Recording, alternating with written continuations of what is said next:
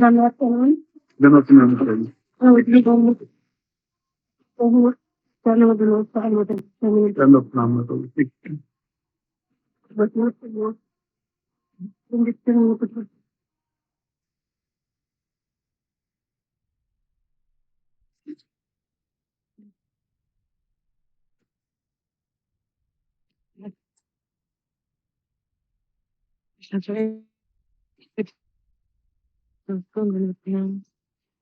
प्रणाम माता जी। हरे कृष्णा।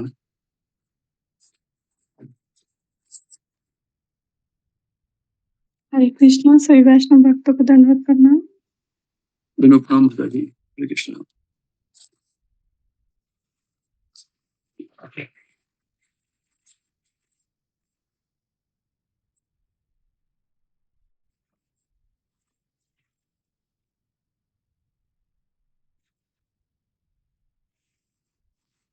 जी जसवीता माता जी। हरे कृष्णा। जी गुरु वंदना कीजिए माता जी। ओम नमो विष्णुपदाय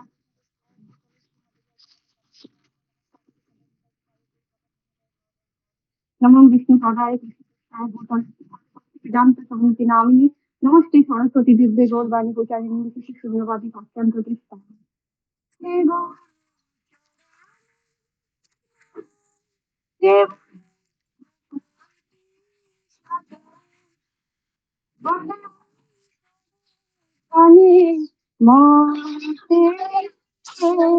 যাহারো প্রসাদে এভাবে তরিয়া যাহা হইতে গুরুমুখ পদ্ম চিত্তে করিয়া হরে কৃষ্ণ বস্তু নাম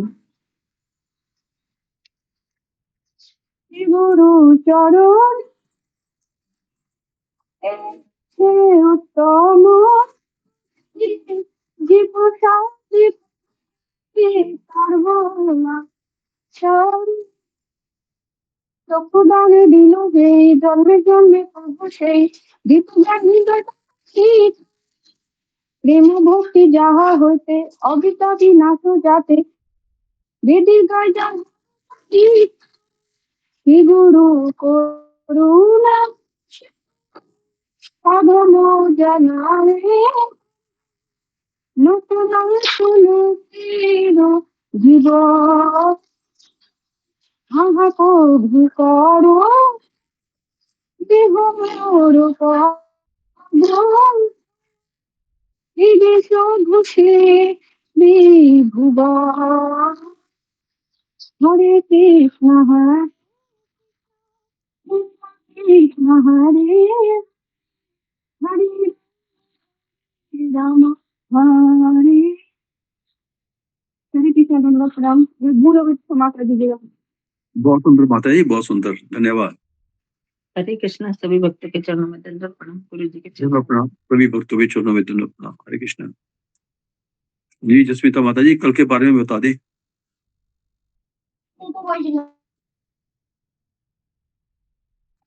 जी भाऊ जी गुरु जी ने तो लिखित श्लोक से भगवद गीता स्टार्ट की थी और उन्होंने बताया था कि अगर तेल होता है वो सूख जाता है सूख जाने के बाद अग्नि में प्राप्त होती है फिर इसके तो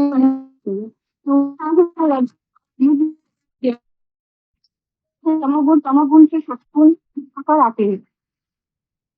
तो जब पूर्व विश्लेषण किया है जो परमेश्वर भगवान जो हम प्रेममय सेवा के द्वारा हम जगत के बंधन से मुक्त कर सकते हैं। भगवान की प्रेममय सेवा से हम निकल सकते हैं। तो भगवान की प्रेममय सेवा उसको कौन दे सकते हैं कौन देते हैं ये गुरु जी ने प्रश्न उठाया था। आध्यात्मिक गुरु की सेवा सेवा देते हैं और जो वैष्णव होते हैं जो भक्त होते हैं वो देते हैं भगवान की प्रेममय सेवा। और ये हमने अपने गुरु जी ने इससे लिख लीजिए हम अपने जो हम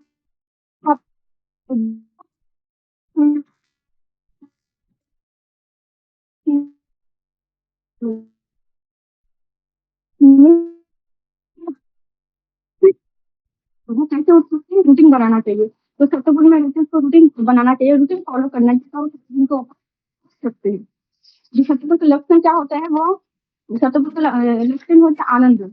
तमोगुण होता है जो सो जाते हैं, खाते हैं, मांसाहार करते हैं, और रजोगुण में होते हैं जो चोरी करते हैं, वो नौकरी में जाते हैं पर वो ट्रेवलिंग में ज्यादा घूमते हैं यहाँ से वहां, फिर भी वो जगह पे नहीं पहुंच पाते। फिर तमोगुण के लोग जो रजोगुण में दौड़ दौड़ भाग करते हैं। और अगर हम गुरु जी ने ये भी कहा था कि रजोगुण से तमोगुण में आ सकते हैं, पर अगर रजोगुण से हम सतोगुण में आए तो उसमें भी मेहनत करनी पड़ती है। आध्यात्मिक आध्यात्मिक जीवन में चलने के लिए एक गाइड की जरूरत पड़ती है। तो वो जैसे गुरु जी जैसे स्कूल कॉलेज में हम जाते हैं, वो बुक देते हैं, उसको भी पढ़ाने के लिए कोई गाइड होता है, जो टीचर होता है वो पढ़ाते हैं। उस हिसाब से हमें आध्यात्मिक जीवन में भी एक गाइड चाहिए जो हमें सिखाए पढ़ाए ये कैसे चलना है, कैसे रखना। अरे दुकानदार के जो औषधि के दुकानदार है, उसके बारे में भी गुरु जी ने एक उपमा दी थी। जब हम डॉक्टर के पास जाते हैं, औषध लेते हैं, पर वो खाने के लिए नहीं खाना चाहिए, डॉक्टर दिखाते अच्छी तरह से हम उसको यूज करना चाहिए। गुरु निवेदन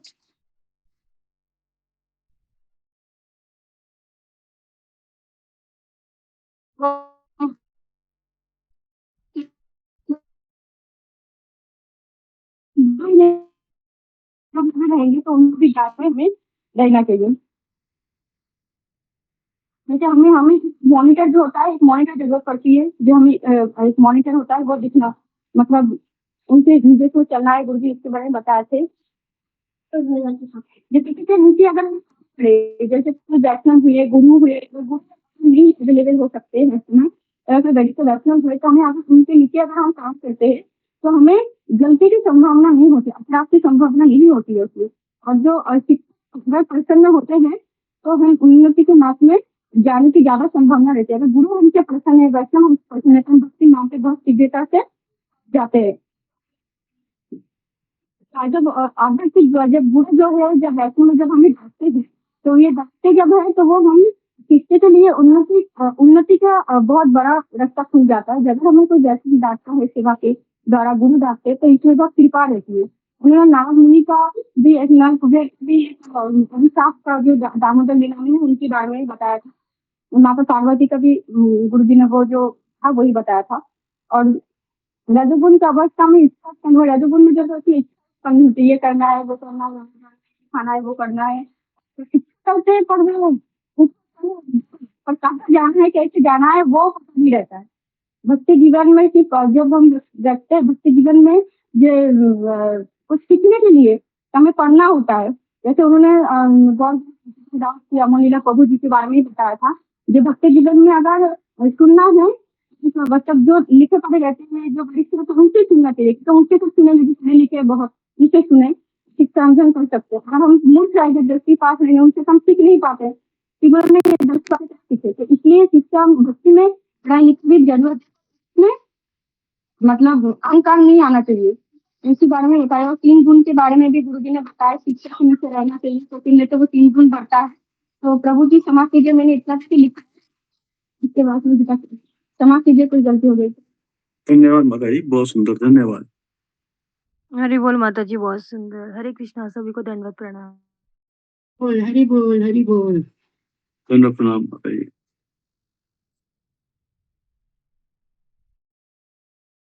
हरे कृष्णा, सभी भक्तों के चरण में दंडवत प्रणाम। हरे कृष्णा, दंडवत धन्यवाद, प्रणाम। प्रणाम।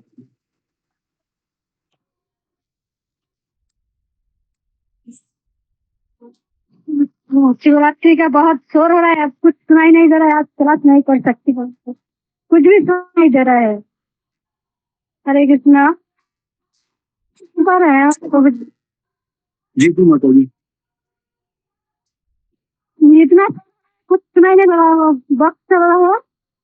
हरे कृष्णा। कोई बात नहीं माता जी, बंद कर दीजिएगा आप। हरे कृष्णा, सभी भक्तों को दंडवत प्रणाम। हरे कृष्णा प्रभु जी, दंडवत प्रणाम। हरे कृष्णा प्रणाम। धन्यवाद, प्रणाम माता जी। हरे कृष्णा प्रभु जी, दंडवत प्रणाम प्रभु जी। सभी भक्तों को धन्यवाद चरणों में माता जी, दंडवत प्रणाम। हरे कृष्णा। प्रणाम।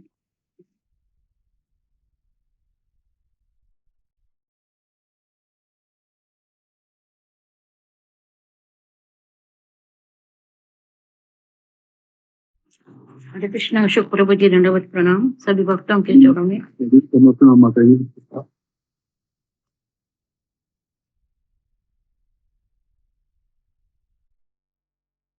गुरु जी के आने तक कोई भक्त कीर्तन करना चाहेगा? कृष्ण सभी भक्तों को दंडवत प्रणाम।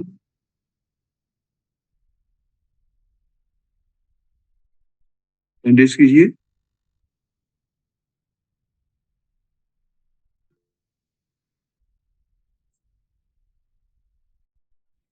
सुलेखा माता जी हैंडेस किया। जी अच्छा से नहीं आता है, इसके लिए मैंने वो कोई भक्त कीर्तन करना चाहेगा? कीर्तन महामंत्र जप कर लो। हरे कृष्णा सभी भक्तों के चरणों में दंडवत प्रणाम। प्रणाम माता जी।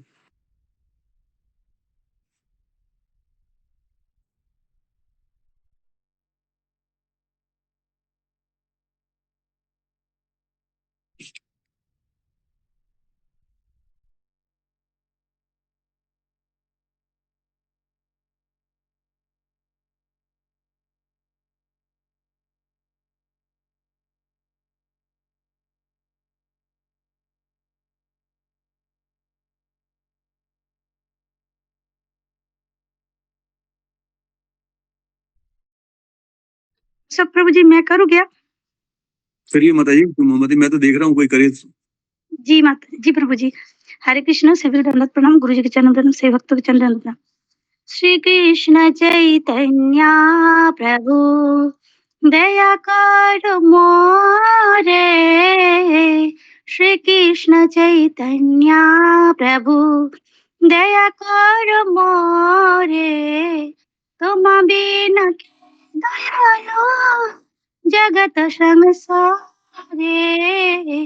पतित पावना हेतु तव अवतार।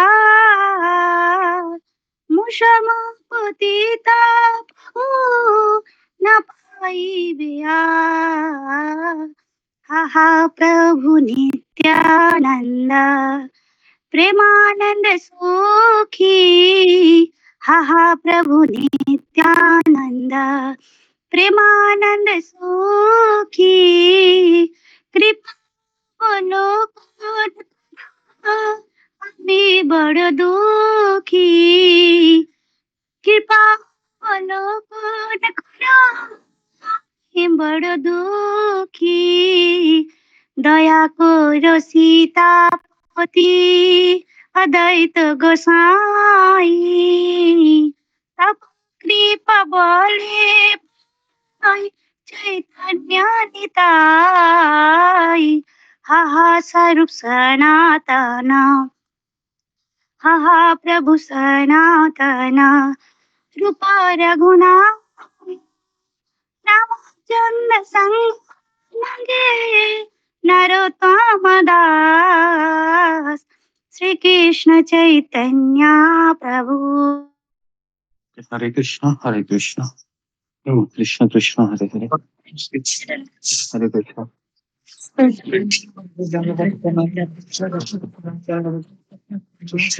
हरे कृष्णा गुरु जी। हरे कृष्णा। और प्रणाम सभी प्रभु जी माता जी को दंडवत। कृष्णा गुरु जी दंडवत प्रणाम सभी भक्तों के चरणों। ओम अज्ञानतिमिरान्धस्य ज्ञानाञ्जनशलाकया तन्मयि येन तस्मै श्री गुरुवे नमः। नमो विष्णुपदाय कृष्णप्रेष्ठाय भूतले श्रीमते भक्तिवेदान्त स्वामिनिति नामिने। नमस्ते सरस्वती देवे गौरवाणी प्रचारिणे निर्विशेष शून्यवादी पाश्चात्य देशतारिणे। जय श्री कृष्ण चैतन्य प्रभु नित्यानंद श्री अद्वैत गदाधर श्रीवासादि गौर भक्त वृंद। हरे कृष्णा कृष्ण कृष्ण हरे हरे हरे राम राम राम हरे हरे। मुकं करोति वाचालं पंगुं लंघयते गिरिं पातमं वंदे श्री गुरु दीनतारिणं। हरे कृष्ण। तो सबका स्वागत है सत्र में। तो आज हम महाशिवरात्रि के बारे में थोड़ा सा चर्चा करेंगे। इस कुछ अनाउंसमेंट है। अशोक चावला प्रभु। चलो प्रणाम गुरु जी। ये यात्रा के बारे में अनाउंसमेंट है गुरु जी, अगर आगे तो। आपने किया नहीं अभी तक? नहीं, यात्रा के बारे में अनाउंसमेंट नहीं की हुई गुरु जी। अभी तो माता जी ने बताया है, जसमीता माता जी ने, कल के बारे में। ओके ठीक है, तो उसको बाद में करते हैं, जी गुरु जी। टाइम हो गया है। तो जी, जैसा कि आज महाशिवरात्रि है, तो उसके ऊपर हम शास्त्रों का रेफरेंस करके हम शिव तत्व के बारे में आज चर्चा करेंगे। तो चर्चा करने से पहले हम ब्रह्म संहिता का एक श्लोक लेते हैं।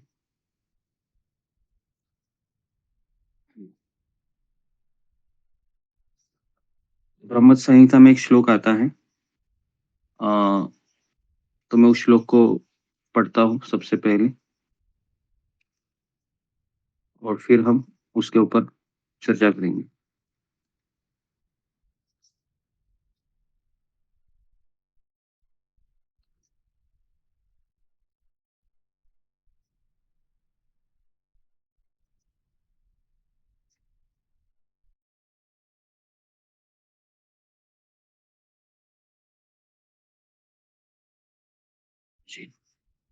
क्षीरम यथा दधि विकार विशेष योगात् संजायते नाही तत्व पृथक अस्ति हेतु यह शंभु अपि तथा संभवति कार्यात् गोविंदमादि पुरुषम तमं भजामि। तो क्षीरम यथा दधि विकार विशेष योगा। तो आज हम भगवान श्री कृष्ण और भगवान शिव जी, इन दोनों के बारे में क्या भेद है और क्या इनमें एकता है, इसके बारे में आज हम चर्चा करेंगे। तो आगे बढ़ने से पहले हम शिव जी के चरणों में प्रणाम करते हैं।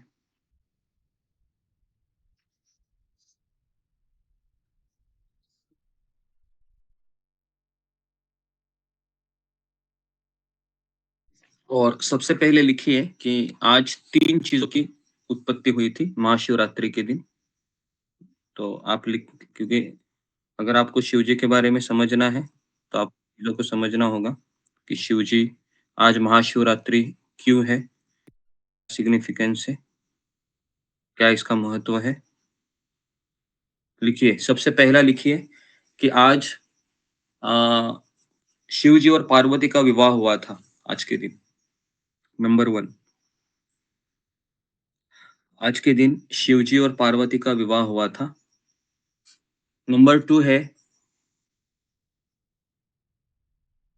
नंबर 2, आज के दिन ही शिव जी ने हलाहल विष को धारण किया था, जो समुद्र मंथन से प्रकट हुआ था।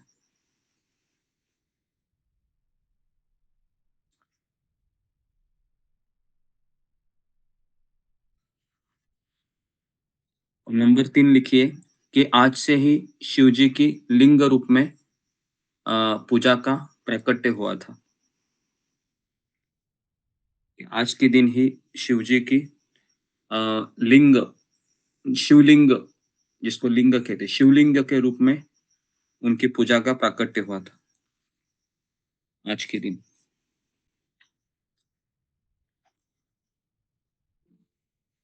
तो मैंने 3 चीजें बताई हैं। नंबर 1, आज के दिन ही शिव जी और पार्वती का विवाह हुआ था।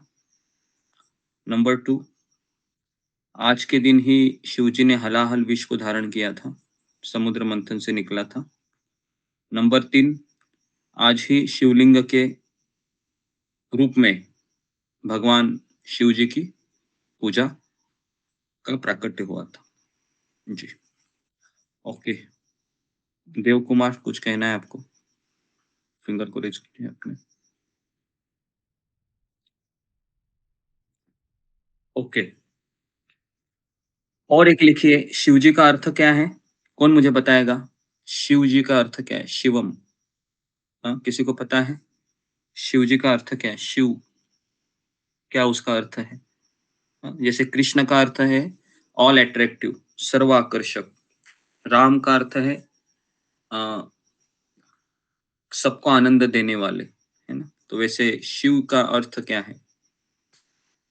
जी, मीना कुमारी। हरे कृष्णा गुरुदेव, दंडवत प्रणाम। हरे कृष्णा सही भक्तों को दंडवत प्रणाम। गुरुदेव, शिव जी का अर्थ है कि सबके लिए कल्याणकारी। हाँ, ओके। गलती तो काफी नहीं। तो ओके, तो शिव जी का अर्थ है कि परम मंगलकारी या ऑल ऑस्पिशियस, शुभदायक। तो ये शिव जी का अर्थ है, इसको लिखिए, वेरी वेरी इंपॉर्टेंट, कि शिव जी का अर्थ है ऑल ऑस्पिशियसनेस, इंग्लिश में कहते हैं, और हिंदी में है परम मंगलकारी, परम शुभदायी, है ना, शुभदायक। ओके, ठीक है।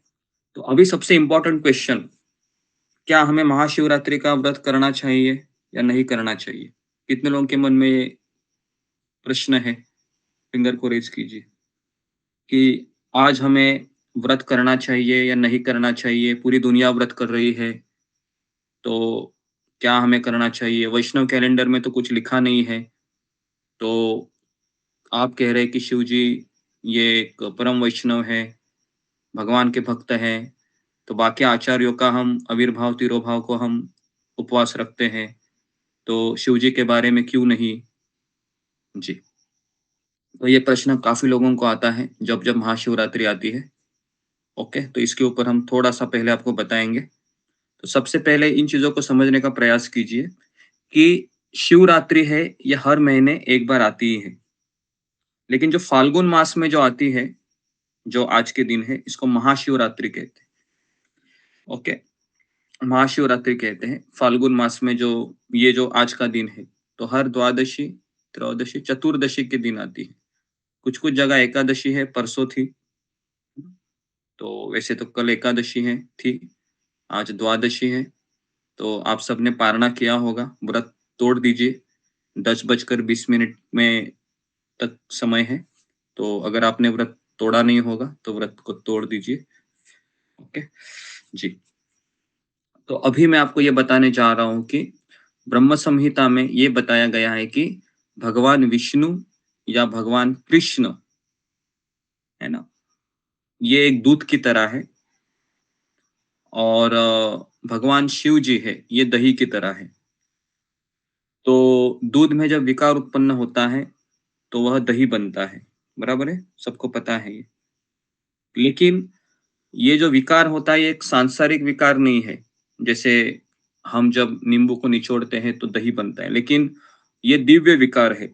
दिव्य विकार का अर्थ है कि आध्यात्मिक जगत में जब भगवान कृष्ण, भगवान विष्णु, है ना, जब इस संसार के कई सारी ऐसी कठिन कठिन जिम्मेदारियां होती है, जैसे हलाहल विष पीना हो, या फिर ऐसे लोगों के साथ रहकर भक्ति देना है, जैसे जैसे शिव जी है, वह भूत पिशाच के साथ रहते हैं।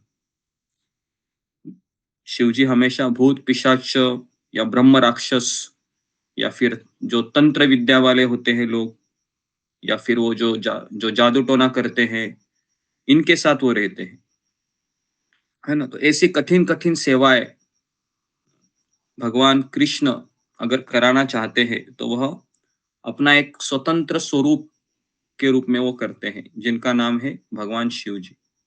तो भगवान शिव जी है, ये जीव तत्व में आते नहीं है। तो बहुत इंपॉर्टेंट लिखिए, 5 तत्व है। नंबर 1 लिखिए, विष्णु तत्व। 5 तत्वों के बारे में बता रहा हूं मैं आपको, इन तत्वों को समझिए। पहला है विष्णु तत्व, मतलब भगवान विष्णु के जितने भी अवतार। दूसरा है जीव तत्व। जीव तत्व मतलब हम सभी 84 लक्ष योनि में जितने भी जीवात्माएं आते हैं। नंबर 3 है गुरु तत्व, जो भगवान बलराम जी का एक्सपांशन है। भगवान बलराम जी के जो गुरु है, मतलब गुरु का प्रतिनिधित्व करते हैं, गुरु तत्व। चौथा है शिव तत्व। चौथा है शिव तत्व। ये जो तत्व है इसको बहुत लोग नहीं समझ पाते हैं। शिव तत्व, तो शिव जी के बारे में ब्रैकेट में लिखिए, शिव जी भगवान है और भगवान नहीं भी है। और दूसरा लिखिए कि शिव जी ये देवी देवताओं की श्रेणी में नहीं आते हैं। शिव जी ये पोस्ट नहीं है। पोस्ट मतलब कोई पद नहीं है। ये 3 चीजें लिखिए। सबसे पहला लिखिए कि शिव जी है, ये भगवान है और भगवान नहीं भी है। पहले इस चीज को मैं समझाऊंगा। दूसरा है भगवान शिव जी है, यह देवी देवताओं की श्रेणी में नहीं आते हैं। 33 कोटि देवी देवताओं की श्रेणी में नहीं आते हैं।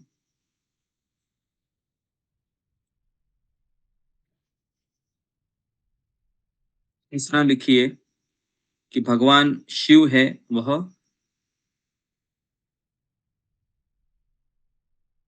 भगवान शिव है वह जीवात्मा की कैटेगरी में नहीं आते हैं या जीव तत्व नहीं है। भगवान शिव है वह जीवात्मा नहीं है। भगवान शिव जीवात्मा नहीं है। Okay, very important. ये इन चीजों को समझिए जरा।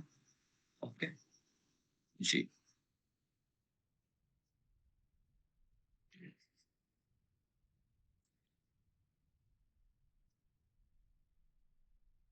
ओके जी।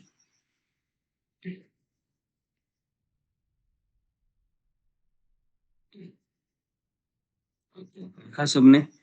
ओके, तो ओके, तो अभी मैं आपको ये बताने जा रहा हूँ कि शिव जी के पास 2 ऐसी चीजें हैं शिव जी ने जो अपनी करुणा प्रदर्शित की।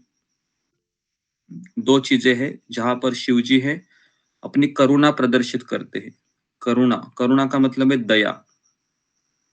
तो जो उन्होंने अपने संसार में, भौतिक जगत में ऐसे 2 कार्य किए, महान कार्य, जो अभी तक किसी ने नहीं किए, केवल भगवान शिव जी ने किए। जैसे वो बता रहे हैं कि वो जितने भी वैष्णव है, जितने भी हरि के भक्त है, चाहे वो कृष्ण के हैं, राम के हैं, इन सारे वैष्णवों में सर्वश्रेष्ठ वैष्णव ये पद है वह भगवान शिव जी को प्राप्त होता है। ओके जी।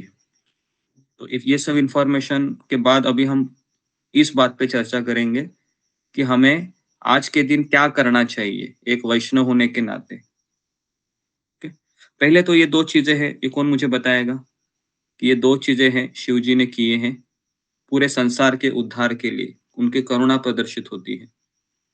2 चीजें, 3 चीजें हैं, सॉरी 2 नहीं 3 चीजें हैं जी।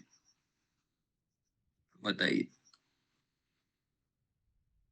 वैशाली।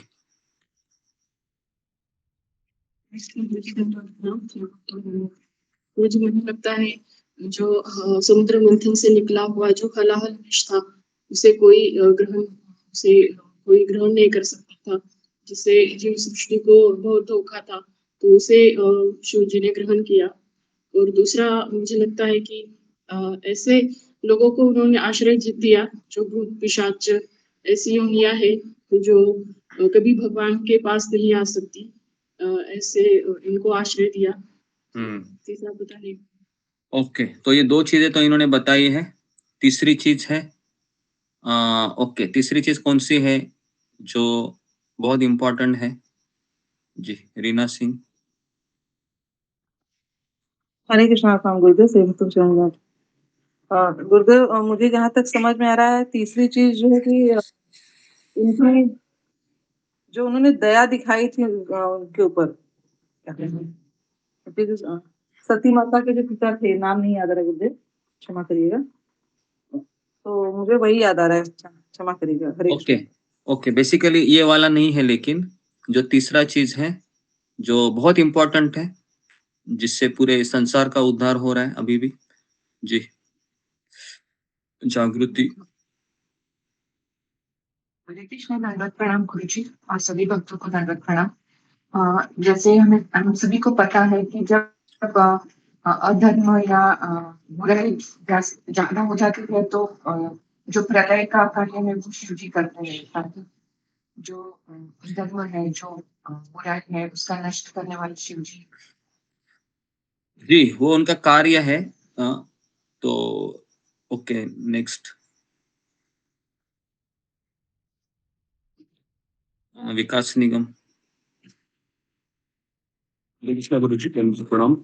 गुरु जी, मुझे ऐसा लगता है जो गंगा जी को उन्होंने धारण किया है अपनी जटाओं में, क्योंकि जब वो भगवान के चरणों से आई हैं तो उससे आज समस्त कल्याण हो रहा है। गंगा जो पावन करती है, तो मुझे ऐसा लगता है कि उनका ओके जी, तो ओके, तो वेरी गुड। तो ये सारी तीनों चीजें हो गई है। तो करुणा में जो दृष्टि दिखाई दी है, तो गंगा माता का अवतरण है, जो हरि की पेड़ी है ना, जो हरिद्वार में हरि की पेड़ी। तो वो जो गंगा माता है, आप सबको पता है वो कथा कि गंगा माता का जो फोर्स है ना, वह कोई भी पेलने के लिए तैयार नहीं था। तो इसके लिए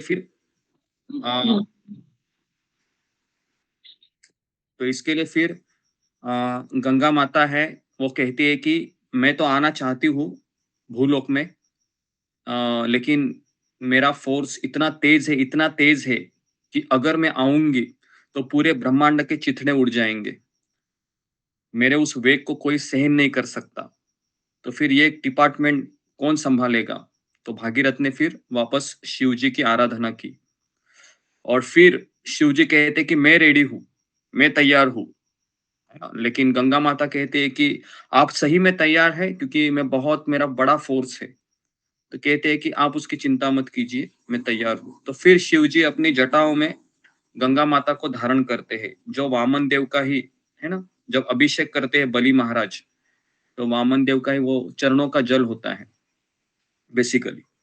और आप सबको पता है वो जो गंगा है वो शिव जी की जटा में है ना, वह मतलब समा जाती है। और आपको पता होगा कि इतनी वो धाराएं होती है शिव जी के सर के बालों में, जटाओं में, कि शिव जी केवल एक जटा खोलते हैं, और वो एक जटा खोलते हैं है ना, एक ही जटा, और उससे वह गंगा का फ्लो है ना, जो हरि की पेड़ी है हरिद्वार में। तो वो केवल शिव जी का एक जटा का केवल फ्लो है ना, केवल एक जटा, मतलब आप समझ में आ रहे हो है ना। कभी कभी लेडीज भी रहती है ना, जटाओं में एक जटा खोल देती है, तो समझ में आता है। तो ठीक उसी प्रकार से शिव जी भी एक जटा खोलते हैं, और वह जो हरि की पेड़ी से जो बहुत फोर्स है वहां पर भी, अगर आप हरि के पेड़ी में स्नान करोगे ना तो आपको पता चलेगा और कितना बड़ा फोर्स है वो, है ना। तो ये पहला है। नंबर 2 है जब हलाहल विष निकलता है समुद्र मंथन से, ये दूसरा है। और तीसरा है कि जो ब्रह्मवादी होते हैं, या कभी कभी जो निराकार रूप की पूजा करते रहते हैं ब्रह्म ज्योति में, है ना। और कुछ भूत पिशाच होते हैं, जैसे अघोरी तांत्रिक बाबाएं होती हैं, या फिर जो ब्रह्म राक्षस होते हैं, या भूत पिशाच होते हैं, है ना। तो इन लोगों को वो अपना संग प्रदान करते हैं। तो इसके लिए आपने देखा होगा कि शिव जी के गले में मुंडमाला होती है, मतलब वो खोपड़ी बोलते हैं उसको, और शिव जी भस्म लगाते हैं। पता है ये क्यों लगाते हैं? शिव जी का अवतार ऐसा क्यों है? हालांकि वो परम वैष्णव है, लेकिन वो तिलक नहीं लगाते हैं, उनका तिलक भी ऐसे ही होता है ना, जिस तरह से। क्यों वो ऐसा करते हैं? सोचना चाहिए ना। ये तो परम वैष्णव है, लेकिन भस्म धारण कर रहे हैं, मुंडमाला पहन रहे हैं, क्या बात है ना। तो आप सोचो पार्वती किस तरह से रहती होंगी उनके साथ। कोई स्त्री ऐसा रहेगी ऐसे पति के साथ, जो भस्म धारण करते हुए रोज शाम को आ जाते हैं। तो जी, तो इस तरीके से शिव जी अपना संग प्रदान करते हैं। किनको? भूत पिशाच को। भूत पिशाच है और बहुत सारे लोग, है ना। और तीसरा है, ये 3 चीजें हैं, है ना जी। तो आज ये, और जो शिवलिंग है, एक चीज बताना भूल गया शिवलिंग के बारे में, कि लिंग किसे कहते हैं? लिंग का अर्थ लिखिए कि उत्पादित करना, है ना, उत्पादित होना, है ना। तो कई लोग कहते हैं कि लिंग मतलब ये प्राइवेट पार्ट नहीं होता है शिव जी का, है ना। अगर आज आप यूट्यूब में भी देखोगे तो कई लोग शिव जी के लिंग को प्राइवेट पार्ट कहते हैं, लेकिन ये गलत है। तो शिव जी है वह शिवलिंग के रूप में अपना विस्तार करते हैं, लिंग कहते हैं। लिंग का अर्थ है कि उत्पादित करना, क्रिएट करना, क्रिएटर, है ना।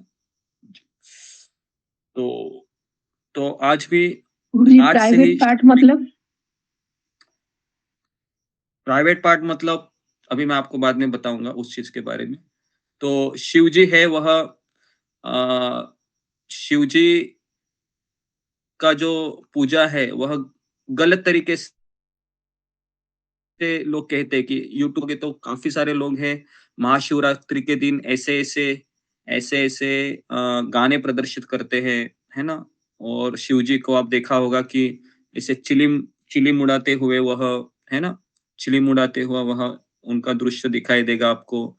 या फिर शिव जी है वो गांजा पीते हुए, चिलिम पीते हुए आपको दिखाई देंगे। लेकिन कहीं पर भी शास्त्रों में ऐसा वर्णन नहीं है कि शिव जी ने चिलिम पिया है। कैसे पिएंगे वो, सोचो ना जरा। शिव जी वैष्णव है, वैष्णव तो नशा नहीं करता है, तो वो कैसे करेंगे। तो ये पहली बात है ना।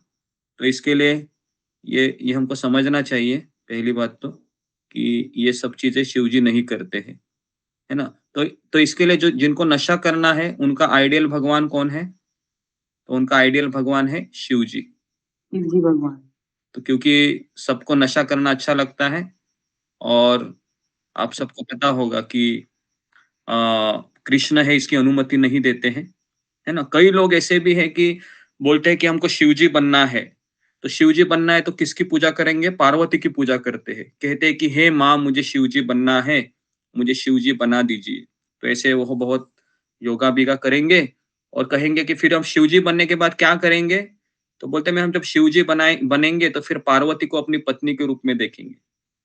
तो इस तरह से कई प्रोपोगंडा है समाज में हो रहा है ना। तो शिवजी कोई बन नहीं सकता, शिवजी एक तत्व है ना, भगवान है शिवजी। ओके, तो ये चीज समझने में आना चाहिए। तो आज हमें क्या करना चाहिए, नंबर 1 कि शिवजी को हम रिस्पेक्ट देते हैं, हमको आदर देना चाहिए, है ना। तो इसलिए एक वैष्णव होने के नाते अगर पॉसिबल है तो आप शिवजी के मंदिर में जरूर जाइए। ओके, अगर पॉसिबल है तो शिवजी के मंदिर में जरूर जाइए, क्योंकि शिवजी के पास ऐसी 2 चीजें हैं कि जो वो एक वैष्णव को प्रदान कर सकते हैं। शिवजी के पास 2 चीजें, एक होती है कि 2 चीजें, वो भौतिक लाभ भी दे सकते हैं और आध्यात्मिक लाभ भी दे सकते हैं।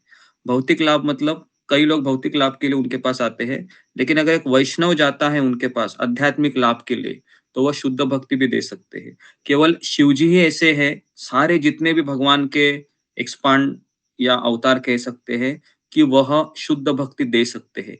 बाकी गणेश जी या फिर सूर्य देव या फिर माँ दुर्गा भी नहीं दे सकती है शुद्ध भक्ति, लेकिन शुद्ध भक्ति शिवजी दे सकते हैं।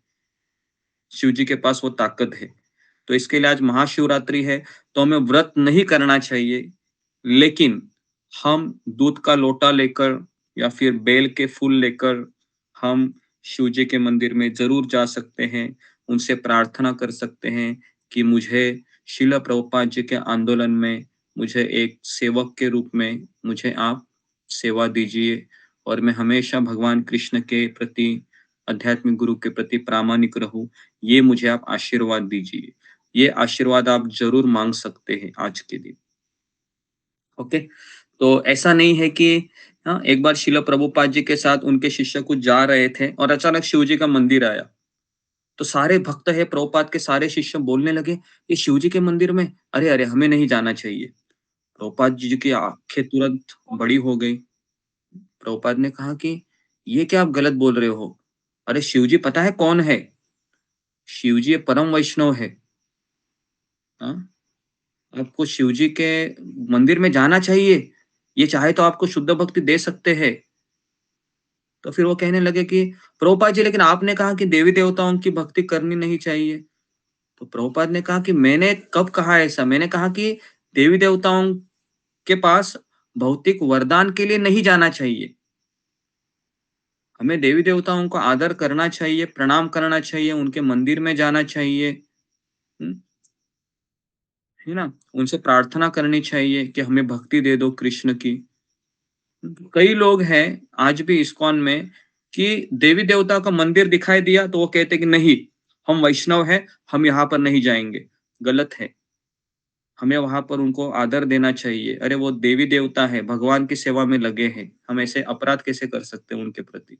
इसके लिए भारत में कई भक्त ये दूसरा अपराध जरूर करते हैं कि वह देवी देवताओं को आदर नहीं देते हैं, खास करके वैष्णवगण। तो हमें आदर देना चाहिए, है ना? हमें दुर्गा के मंदिर में जाकर, लेकिन हमें व्रत नहीं करना चाहिए। क्यों नहीं करना चाहिए ये भी मैं बता रहा हूँ। जिस तरह से अगर मेरी माँ है, मेरी माँ मेरे पे सक्षम है मेरा सब कुछ केयर करने के लिए, है ना? लेकिन मैं माँ को छोड़कर अगर मैं मौसी के पास जाता हूँ, है ना? अपना खुराक के लिए या फिर जो भी मेरी नेसेसिटीज है उसके लिए, तो फिर माँ को अच्छा लगेगा? तो माँ को बिल्कुल अच्छा नहीं लगेगा, पहली बात तो। लेकिन अगर मौसी का बर्थडे है ना? मौसी का बर्थडे है और अगर आप फिर मौसी को विश करने जा रहे हो गिफ्ट लेकर, है ना? क्या माँ को आनंद नहीं आएगा? तो माँ को आनंद आएगा। समझ में आ रहा है आपको? 2 चीज़ें मैंने बता रही है आपको। एक है अगर आप माँ को छोड़कर मौसी के पास ही जाओगे रहने के लिए, तो माँ को अच्छा नहीं लगेगा। लेकिन मौसी का बर्थडे है ना? तो मैं कुछ गिफ्ट लेके जाऊँगी या जाऊँगा, तो माँ को अच्छा लगेगा कि ये मेरे बहन को रिस्पेक्ट कर रही है या कर रहा है मेरा बेटा। तो इन अंडरस्टैंडिंग को समझना बहुत ज़रूरी है। ओके? तो इसके लिए शिव जी का हमें मंदिर में जाना चाहिए, जाइए आप, लेकिन व्रत मत कीजिए। क्योंकि व्रत करने से क्या आइडेंटिफ़ाई होता है कि आप शिव जी के पास खाना खाने के लिए जा रहे हैं, आप शिव को ही सब कुछ मान रहे हैं, ये गलत है। तो इसके लिए ये बहुत एक छोटी-सी पतली लाइन है, इसको हमको समझना चाहिए। ओके? और शिव जी के जितने भी अवतार हैं, ये सारे अवतार लिखिए गोपेश्वर महादेव, गोपेश्वर महादेव है, उनके विस्तारित स्वरूप है। जितने भी, चाहे वो सदाशिव हो, चाहे वो 11 रुद्र हो, है ना? ये सारे जितने भी एक्सपांशन है शिव जी के, ये सारे एक्सपांशन का स्रोत लिखिए गोपेश्वर महादेव। ये कहाँ रहते हैं? वृंदावन में या मथुरा में। वृंदावन में रहते हैं गोपेश्वर महादेव। ओके? तो आप सबको पता है कि एक बार गोपेश्वर महादेव को भी रासलीला में एंट्री चाहिए थी, बराबर है? पता है ना सबको ये स्टोरी? गोपेश्वर महादेव को एक बार रासलीला में एंट्री चाहिए थी, क्योंकि उनको भी लगता था कि मुझे भी गोपियों के साथ, है ना, रासलीला में भाग लेना है। तो गोपेश्वर महादेव फिर क्या करते हैं?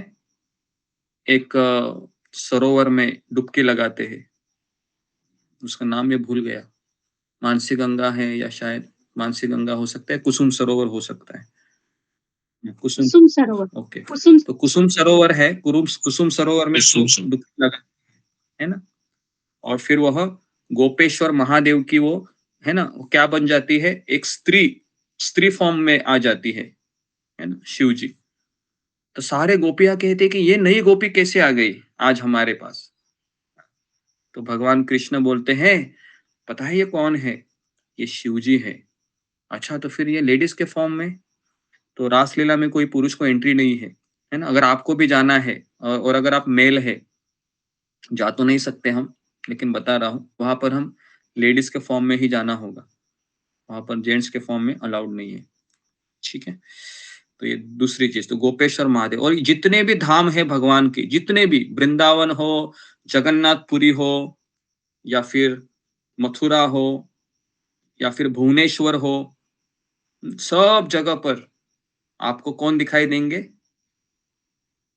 भगवान शिव जी सेंट। वो हमेशा रहते। क्यों रहते हैं वो पता है? वो कौन बताएगा? वहां पर उनका क्या सेवा होती है? शिव जी की सेवा क्या होती है? धाम रक्षण फिंगर को रेज के रूप में। जी जी, फिंगर को रेज कीजिए। तो वो 2 सेवा वहां पर करते हैं, है ना, शिव जी। चाहे आप नवद्वीप में भी जाओगे, मायापुर में, तो मायापुर में एक जगह है हरिहर क्षेत्र जी। तो शिव जी को क्या सेवा दी गई है धाम में? जी, एकता सोमानी। हरे कृष्णा गुरु जी। गुरु जी का ही पता है कि वो इस क्षेत्र की रक्षा करते हैं। कैसे रक्षा करते हैं? रक्षा करने का अर्थ क्या है? कैसे रक्षा करेंगे वो? रक्षा मतलब क्या करते हैं? धनुष्य बाण लेके खड़े होते हैं या फिर क्या करते हैं? तलवार लेके खड़े होते हैं? कैसे रक्षा करते? जी वैसे पता नहीं सर। हाँ, पता नहीं है तो अभी लिखा लिखा करो, ओके? और मुझे नोट्स वगैरह भेजा करो। कभी आपका नोट्स आता नहीं है, 1 साल हो गया। एक साल। ओके, कैसे रक्षा करते हैं? जी, सात्विक वर्मा।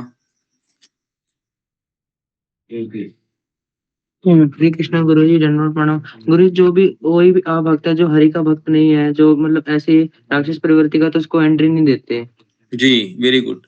इसको लिखिए, जो लोग वहां पर भक्त नहीं है, जो अलग मोटिव में वहां पर आया है, उनको एंट्री नहीं देते। No entry, okay? तो उनको एंट्री नहीं देते। तो शिव जी वहां पर एंट्री नहीं देते। अगर आप वहां पर जाओगे और आप भक्त नहीं है, मौज मजा करने के लिए आए हैं, तो फिर वो आपको भगा देंगे, एंट्री नहीं देंगे। तो धाम की रक्षा करने का दायित्व भगवान कृष्ण ने शिव जी को दिया है। ओके, वेरी वेरी जी। कौन मुझे बताएगा भुवनेश्वर में कौन से महादेव है? जगन्नाथपुरी में, भुवनेश्वर में कौन से महादेव है? फिंगर को रेज कीजिए। जी, सुजाता।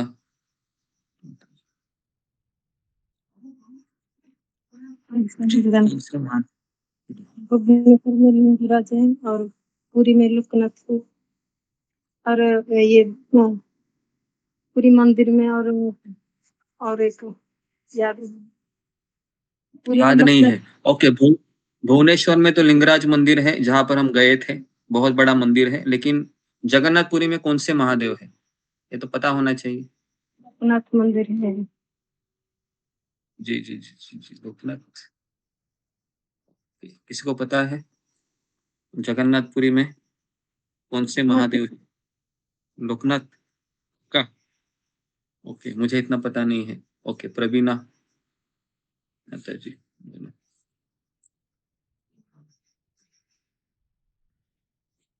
काशी विश्वनाथ मंदिर में जो है मंदिर के अंदर काशी विश्वनाथ है और लोकनाथ मंदिर और एक पुरी में 2 मंदिर है। श्री श्री विश्वनाथ, ओके, ठीक है। ओके, और मथुरा में कौन से महादेव है?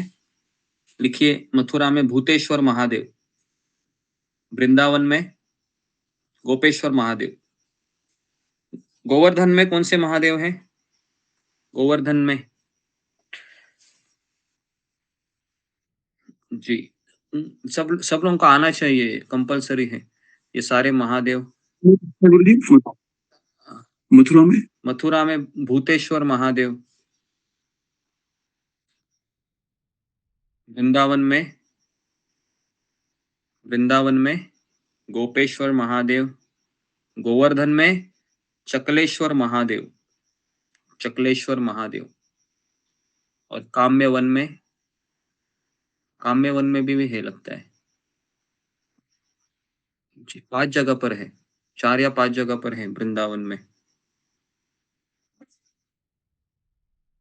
जी। काम्यवन में कामेश्वर महादेव, और एक जगह रह गई है। मथुरा, वृंदावन, काम्यवन, गोवर्धन, ओके, और एक जगह रह गई है, ठीक है जी। तो देखिए, तो ये जो स्टोरी, ये गोवर्धन में कौन से है प्रभु जी? चकलेश्वर महादेव, गोवर्धन में चकलेश्वर महादेव। ओके, तो ये सारे महादेव है, उनका की रक्षा कीजिए, ठीक है। ओके, तो अभी हम आगे बढ़ते हैं शिव जी के लीलाओं में कि ओके जी। तो हमने देखा कि शिव तत्व, तो शिव तत्व के बारे में अगर मैं आपको बताऊं तो ये शिव जी है, आदि शंकराचार्य के रूप में आए थे। ओके, कलयुग में इनका अवतार लिखिए। भगवान शिव जी कौन से अवतार में प्रकट हुए थे कलयुग में? तो लिखिए, आदि शंकराचार्य। कभी आए थे ये? आदि शंकराचार्य आए थे, कभी आए थे आदि शंकराचार्य? तो ये आए थे रामानुजाचार्य आने से पहले, मुझे लगता है 9वीं सदी, 8वीं 9वीं सदी में आए होंगे, है ना? जैसे अभी 2023 चल रहा है ना, तो कम से कम 1200 साल पहले आदि शंकराचार्य आए थे। कौन बताएगा मुझे आदि शंकराचार्य ने कौन से तत्व का प्रचार किया और क्यों किया? बताइए मुझे। एक बार मैंने बताया था, आदि शंकराचार्य जो शिवजी थे, इन्होंने कौन से तत्व का प्रचार किया और क्यों किया? क्या कारण था? आदि शंकराचार्य जी। और आदि शंकराचार्य के पहले कौन से धर्म का बोलबाला था? आदि शंकराचार्य आने से पहले कौन से धर्म का प्रचार प्रसार हुआ था?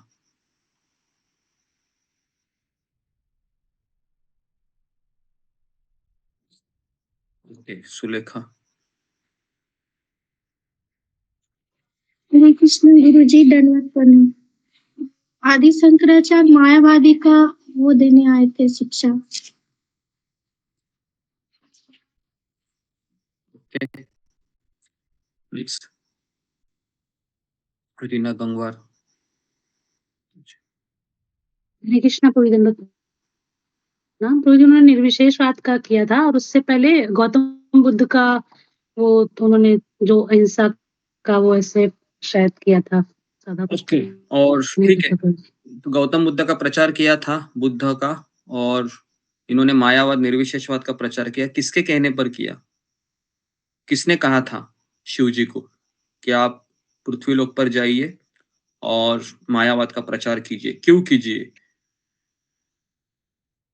जी, किसने कहा था? तो इसका उत्तर है भगवान श्री कृष्ण ने कहा था, है ना, कि आप जाइए, प्रचार कीजिए मायावाद का, है ना? जी। तो फिर शिव जी ने, जितने भी शिव जी के फॉलोअर है, आदि शंकराचार्य के जितने भी फॉलोअर है, सबको कहा कि भगवान कौन है? तो भगवान निराकार है। भगवान निराकार है।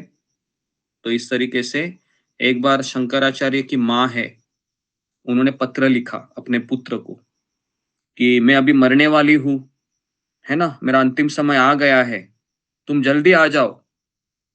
तो आदि शंकराचार्य माँ से मिलने गए और कहा कि क्या हुआ माँ तुमको? तो कहा कि देखो, मुझे भगवान के बारे में जानना है, तो मुझे बताओ भगवान कौन है? तो आदि शंकराचार्य कहते हैं भगवान निराकार है, भगवान निर्विशेषवादी है ना? इस तरीके से वो बोलते हैं। लेकिन माँ वापस कहती है नहीं नहीं, मुझे कुछ इससे ऊपर की अंडरस्टैंडिंग दे दो, तुम गलत बोल रहे हो। तो फिर कहते हैं कि ठीक है, जितने भी उनके शिष्य हैं उनको कहते हैं कि आप सब लोग बाहर जाइए, क्योंकि आपकी सुनने के लिए ठीक नहीं है। तो फिर आदि शंकराचार्य कमरे में केवल माँ के साथ होते हैं और माँ को कहते हैं कि ठीक है माँ, अभी तुम सुन कि भगवान कौन है? तो भगवान श्याम सुंदर के रूप में कृष्ण है, वह वृंदावन में लीलाएं करते हैं। और इस तरीके से आदि शंकराचार्य भगवान कृष्ण के बारे में अपनी माँ को बताते हैं, है ना? तो लेकिन आज जितने भी आदि शंकराचार्य के फॉलोअर है, जितने भी मायावादी, है ना, छायावादी, कायावादी, जितने भी लोग हैं, सभी ये लोग भगवान की निराकार रूप में पूजा करते हैं। कम से कम 90% लोग, आपको आज भी आप जाओगे, है ना, काशी विश्वनाथ जाओगे या फिर प्रयाग जाओगे, बहुत सारे ऐसे शिव जी के फॉलोअर है जो कहते हैं कि भगवान निराकार है करके। तो इसके लिए ब्रह्म संहिता में एक जगह है, ब्रह्म संहिता में आध्यात्मिक लोकों का वर्णन किया गया है, जहां पर है शिव जी के दो दो लोक है। अगर आप देखोगे कि विरजा नदी है ना, जहां पर ब्रह्म ज्योति है, उसके ऊपर पहला कौन सा लोक है? तो पहला है मैं आपको दिखाऊं, मुझे लगता है मैंने गोलोक चार्ट में बताया था, आपको याद है? ब्रह्म ज्योति के ऊपर एक व्हाइट लाइट आती है ऊपर, और नीचे से ब्लैक लाइट आती है, ऐसे है ना, ऐसे चंद्र के जैसे। तो उसमें ब्लैक है, वो महाकाल धाम है, महाकाल, और ऊपर है सदाशिव लोक। तो यहाँ पर ये शिव जी का यहाँ पर बोलबाला चलता है। कैलाश धाम भी उधर ही है, ओके, कैलाश धाम भी उधर है। तो यहाँ पर ट्रेनिंग दी जाती है। ये जो महाकाल धाम है, जो ठीक ब्रह्म ज्योति के ऊपर है, तो शिव जी वहां पर उन जीवात्माओं को ट्रेनिंग देते हैं जो ये समझते हैं कि हम शरीर नहीं, हम आत्मा है, लेकिन वह ब्रह्मानंद में ही लीन रहते हैं। कोई टेंशन नहीं, कोई चिंता नहीं, कोई एंजाइटी नहीं, एकदम मुक्त आत्मा की तरह है। तो भगवान शिव जी वहां पर आते हैं, उनको प्रशिक्षण देते हैं कि देखो, भगवान निराकार नहीं है, भगवान ब्रह्मवादी नहीं है, तो भगवान कृष्ण है, ये साकारवादी है और हमारा स्वरूप है, हम भगवान के सेवक है। तो इस तरीके से महाकाल धाम में, है ना, उनका ट्रेनिंग होता है वहां पर कैलाश धाम में, और फिर उनको प्रमोशन दिया जाता है, फिर वह आगे बढ़ते हैं। ओके, तो ये सारी चीजें लिखी गई है शास्त्र पुराणों में, है ना। तो फिर सवाल ये आता है कि फिर प्रभु रामचंद्र ने शिव जी की पूजा क्यों की? अगर शिव जी भगवान के सेवक है, परम वैष्णव है, तो मेरा यहाँ पर अभी प्रश्न है कि भगवान शिव जी की पूजा प्रभु रामचंद्र ने क्यों किया? जी, कौन मुझे बताएगा फिंगर को रेस की? तो ये भी जानना जरूरी है आज के दिन, है ना। नहीं तो आज आप सोचोगे कि राम का मंदिर भी होता है ना शिव जी के मंदिर के बगल में, होता है कि नहीं? आप जाओगे आज तो राम लक्ष्मण सीता का भी मंदिर दिखाई देता है आपको, शिव जी का मंदिर बगल में होता है। लेकिन आज लाइन कहाँ लगी होगी? कहाँ लाइन लगी होगी आज? शिव जी के मंदिर में। लेकिन मैं वापस कह रहा हूँ, अगर आप पहले राम जी का दर्शन करेंगे और फिर शिव जी के पास जाएंगे, तो शिव जी को अच्छा लगेगा, बराबर है? क्योंकि शिव जी वैष्णव है। वैष्णव को पहला क्या लगता है? पहले भाई मेरे मालिक की पूजा करो, उधर तुम नहीं जा रहे और मेरे यहाँ लाइन लगाया है। समझ में आ रहा है? इस चीज को हमको समझना चाहिए कि प्रभु रामचंद्र कौन है, इनका शिव जी के साथ क्या कनेक्शन है ना। पार्वती माता एक बार शिव जी को पूछती है कि भाई आप किसका नाम लेते हो हमेशा, आपकी आंखें बंद होती हैं? तो शिव जी कहते हैं कि मैं हमेशा राम का नाम लेता हूँ, है ना, जो अयोध्यापति है, दशरथ नंदन है। तो ये हमको समझना चाहिए। आज महाशिवरात्रि है, मैं आपको बता रहा हूँ कि 90% आज लोग शिव जी की अज्ञान के रूप में ही पूजा करेंगे, जितने भी भारतीय लोग हैं, क्योंकि उनको पता ही नहीं शिव जी कौन है। हमें भी पता था क्या, बताइए? क्या हम प्रभुपाद से जुड़ने से पहले हमको पता था? मुझे भी नहीं पता था। तो महाशिवरात्रि के दिन हम दूध का लोटा लेके जाते थे और कहते थे कि मुझे, है ना, अगर किसी को पत्नी चाहिए तो शिव जी के पास आज के दिन जाता है, पति चाहिए, धन चाहिए, पुत्र चाहिए, पुत्री चाहिए, जॉब चाहिए, या घर में मेरा इसके साथ जम नहीं रहा है, इसको जरा सेटल करो। तो बहुत सारी चीजें है ना, जो वो शिव जी के पास जाने के लिए आज व्रत करते हैं। पता है आज महाशिवरात्रि का व्रत क्यों करते हैं लोग? इसलिए करते हैं ताकि मेरी मनोकामना पूरी हो जाए, और कोई गत्यंतर नहीं होता, मनोकामना पूरी हो जाए, है ना। और आज अगर आप कोई भी यूट्यूब का आप कोई भी अगर आप वीडियो खोलोगे तो उसमें एक ऐड आएगी। कौन सी ऐड आएगी? सदगुरु के साथ शाम को 6 बजे है ना, नृत्य है महाशिवरात्रि का बराबर है। आज कोई भी आप यूट्यूब का वीडियो खोलो, आप सोचो फिर शाम को 6 बजे क्या होगा। तो सब अंधाधुंधा की तरीके से महाशिवरात्रि का उत्सव मनाया जाएगा, है ना। जी, बताइए मुझे कि प्रभु रामचंद्र ने क्यों पूजा की थी? ओके, तो बहुत इंपॉर्टेंट क्वेश्चन है ये, जो हमें पता होना चाहिए, सबको पता होना चाहिए। क्यों क्यों पूजा की थी? जी,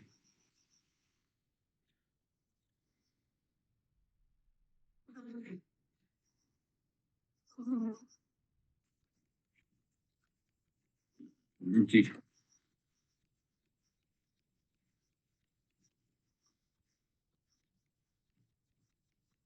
जसपाल सिंह।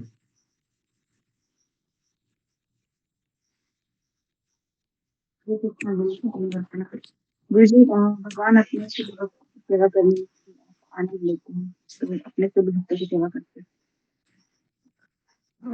जी, तो भगवान कभी कभी अपने भक्तों की सेवा में आनंद लेते हैं। जैसे उदाहरण के लिए है कि भगवान भी अपने भक्त की पूजा करते हैं। और आपको पता होगा जब भगवान राम ने रावण को मारा था तो उसमें भी काफी सारे देवी देवताओं को आह्वान किया था प्रभु रामचंद्र ने, और उनके आशीर्वाद लिए थे, और फिर वो बाण उनको चलाया था, तब जाके रावण मरा।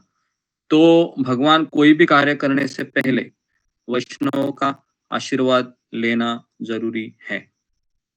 बहुत बड़ी शिक्षा है जो हमें भगवान देते हैं कि प्रभु रामचंद्र है जब लंका को प्रस्थान कर रहे थे तो बीच में एक बहुत बड़ा ये आता है ना, समुंदर आता है। अब ये समुंदर को कैसे क्रॉस किया जाए, तो बड़ा कार्य था, तो इसके लिए उन्होंने शिव जी की आराधना की, है ना। लेकिन आज अगर आप जाओगे ना, कौन सा वो जगह है जहाँ पर प्रभु रामेश्वरम है ना, रामेश्वरम में जाओगे आज भी आप, तो वहां पर आपको है ना, हम गए थे 2009 में परम पूज्य राधानाथ स्वामी महाराज की यात्रा गई थी साउथ इंडिया में, तो वहां पर हम रामेश्वरम में गए थे। सब जगह पर कन्याकुमारी, रामेश्वरम, जो नीचे के तीर्थ है, सब जगह पर हम, श्रीरंगम है, मदुराई है, तो उडुपी कृष्ण है, तो ये सारी चीजें उस समय कवर की थी। तो जी, तो उस समय हम वहां पर गए थे, तो वहां के लोकल ब्राह्मण आज भी अगर आप जाओगे तो किसकी पूजा, रामेश्वरम का डेफिनेशन क्या क्या देते हैं कि राम के ईश्वर मतलब रामेश्वर, ऐसा डेफिनेशन देते हैं आज भी अगर आप जाओगे। लेकिन असली डेफिनेशन क्या है रामेश्वरम का, राम जिसका ईश्वर है वो रामेश्वर है ना, तो राम जिसका ईश्वर है वह रामेश्वर। तो जब प्रभु रामचंद्र शिव जी की पूजा कर रहे थे तो उस समय भी पार्वती माता पूछती है कि आज आपके प्रभु आपकी पूजा क्यों कर रहे हैं। तो फिर कहते शिव जी कि देखो देवी, कभी कभी भगवान भी अपने भक्त की सेवा में आनंद लेते हैं, तो इसका ये मतलब नहीं कि मैं उनसे बड़ा हो गया। समझ में आ रहा है, इसका ये मतलब नहीं कि मैं इनसे बड़ा हो गया। तो ये चीज है, भारत में 99% शिव जी के भक्त यही सोचते हैं कि रामेश्वरम में किसने किसकी पूजा की थी, राम ने शिव जी की पूजा की थी। इसके लिए कौन भगवान है, शिव भगवान है, राम भगवान नहीं है। आज भी इसी को लेकर दुनिया चल रही है। तो इसलिए हम जब प्रामाणिक गुरु शिष्य परंपरा से जुड़ते हैं तो दूध का दूध पानी का पानी हो जाता है, नहीं तो हम फिर उसी मिक्सचर को हम दूध समझ बैठते हैं और हम गलत जगह पर चले जाते हैं। ओके, तो इसके लिए शिव तत्व को समझना बहुत जरूरी है। और एक दूसरा चीज लिखा हुआ है कि शिव जी के कृपा के बिना कोई भी व्यक्ति भगवत धाम नहीं जा सकता। इसको भी आप लिख लीजिए, वेरी वेरी इंपॉर्टेंट, क्योंकि शिव जी स्वयं धामेश्वर है ना, धाम के ईश्वर है। जिस धाम में आप जाना चाहते हैं, गोलोक धाम में, उस धाम के जो मेन, जो क्या बोल सकते हो, जो ये है ईश्वर है, धाम के ईश्वर, वो है महादेव जी है, शिव जी है। और वो कौन है, गोपेश्वर महादेव। गोपेश्वर महादेव की कृपा के बिना हम वृंदावन में नहीं जा सकते। तो इसके लिए आज का दिन है, तो हमें शिव जी से प्रार्थना करनी चाहिए। ओके, तो आप जरूर जाइए, अगर हो सके तो शिव जी के मंदिर में। प्रभु रामचंद्र भी वहां पर रहेंगे, दोनों से, भगवान राम से भी प्रार्थना कीजिए कि मैं शिव जी को यथारूप देखूं, मैं कभी शिव जी को देवी देवता न समझूं, ये मुझे आशीर्वाद दीजिए। शिव जी ये भगवान भी नहीं है, शिव तत्व है। मतलब जैसा दूध है ना, दूध का जब दही बनता है तो दही को हम दूध कहते हैं क्या, नहीं कहते ना। क्या हम बोल सकते हैं ये दही को कि ये दूध है, ले लो भाई, नहीं। लेकिन दूध में जितने भी चीजें हैं वो सारी तत्व किस में पाए जाते हैं, दही में भी पाए जाते हैं। क्लियर है, तो दूध का दही है, दही ये शिव जी है, दूध कृष्ण है ना। लेकिन दही में जो गुण पाए जाते हैं वो दूध में भी है, अवेलेबल है। ठीक है, तो इसके लिए शिव जी ये कोई साधारण व्यक्ति नहीं है। एक बार पार्वती मैया कहती है कि आपके गले में मुंडमाला क्या है? तो फिर शिव जी कहते हैं कि जब जब तुमने अवतार लिया मेरे साथ पार्वती बन के, सती बनकर, तो तुम हमेशा शरीर छोड़ती हो, लेकिन मेरा तुमसे इतना प्रेम है कि तुम्हारी जो मुंड है वो हमेशा साथ में रखता हो, और जितने भी मेरे गले में मुंड है ये तुम ही हो और कोई नहीं है। तो इस तरीके से शिव जी है वह, है ना, शिव और पार्वती, है ना, शिव जी के साथ हमेशा पार्वती रहती है, लेकिन हम उसको कैसा कनेक्शन रखते हैं कि मैं शिव हूँ और ये मेरी पार्वती है, मैं कृष्ण हूँ, ये मेरी राधा है। तो इस तरीके से लोग उसको गलत अंडरस्टैंडिंग के अनुसार चल रहे हैं, बराबर है। तो शिव पार्वती का जोड़ा दिखेगा, है ना, तो उसको पता है ना, लोग कभी बिल्कुल पार्वती की तरह लग रहे हैं, ये गलत है। ये अंडरस्टैंडिंग कहाँ से आई, है ना? अरे शिव जी तो शिव है, पार्वती पार्वती है ना? तुम्हारा शरीर तो 20 साल के बाद बुढ़ा हो जाएगा, कहाँ गए शिव जी, बराबर है। और फिर वो जो नई नई दुल्हन है वो क्या हो जाएगी, उसको भी डाई लगाने के लिए फिर मेडिकल के स्टोर में सामान खरीदना पड़ेगा, बराबर ना? क्या पार्वती है वो थोड़ी पार्वती है। हाँ? तो इसके लिए ये सब अंडरस्टैंडिंग बहुत गलत है कि मैं राधा हूँ, तू मेरा कृष्ण है, मैं तुम्हारी राधा हूँ, ये गलत है। ये कहाँ से आया फंडा, है ना? हम तो एक साधारण जीवात्माएं हैं, है ना, कर्मों से भुगत रहे हैं, बद्ध जीव भोग भोग रहा है। तो ये अंडरस्टैंडिंग होना बहुत जरूरी है कि आज के तारीख में कि ना हम शिव है, ना हम राम है, ना ये मेरी सीता है, ये केवल बड़े बड़े जो चीजें हैं शास्त्रों में लिखे हैं, तो उसको हम हमारे ऊपर लागू मत कीजिए। ओके जी, तो ये एक चीज है। तो इसके लिए जो लिंग रूप में जो पूजा होती है, आज अगर कभी कहीं पर भी आप जाओगे, सबसे बड़ा शिवलिंग है, कहाँ पर है किसी को पता है? फिंगर को रेज कीजिए। लिंग रूप में, शिवलिंग के रूप में जो पूजा होती है आज के तारीख में, है ना, उनको दूध चढ़ाया जाता है, दही चढ़ाया जाता है, कभी कभी पानी भी चढ़ाते हैं। तो फिंगर को रेज कीजिए, कहाँ पर है सबसे बड़ा शिवलिंग है या शिव जी?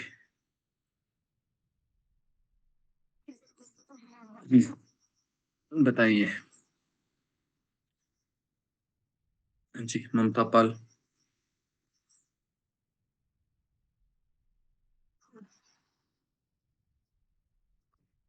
रीना सिंह। ओके, शिवलिंग कहाँ पर है, सबसे बड़ा शिवलिंग कहाँ पाया जाता है? या फिर आपको पता है भारत में भी ऐसी कई जगह है ना, ज्योतिर्लिंग कहते हैं ना उसको, ज्योतिर्लिंग। मुझे इतना याद नहीं है, जस्ट नाम याद आ रहे हैं दिमाग में, तो मैं आपसे बोल रहा हूँ। ज्योतिर्लिंग में भी लोग जाते रहते हैं, है ना जी।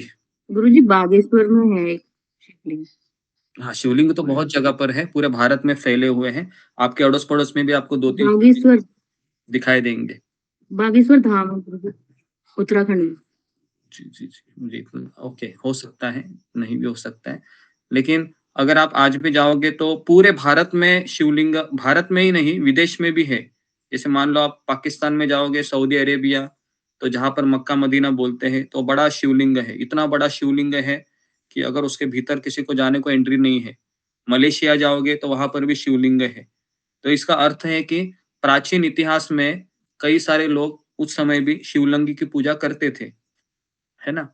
लेकिन जैसे अंग्रेज आ गए, अंग्रेज ने सबसे बड़ा काम क्या किया, जितने भी मंदिर हैं, जितने भी ये शिव जी के उपासक है, ये सारी संस्कृति को उन्होंने आग लगाने की कोशिश की। तो इसके लिए आज भी जब इस्कॉन के लोग आते हैं ना भारत में, तो वो सोचते हैं कि वापस आ गए हमारे ऊपर राज करने के लिए। समझ में आ रहा है? इसके लिए काफी लोग इस्कॉन में नहीं आते हैं, क्योंकि उनको लगता है कि ये ब्रिटिश लोग वापस आ गए, है ना, राज कराने हमारे ऊपर। लेकिन ऐसा नहीं है। प्रभुपाद का सबसे बड़ा योगदान पता है क्या है?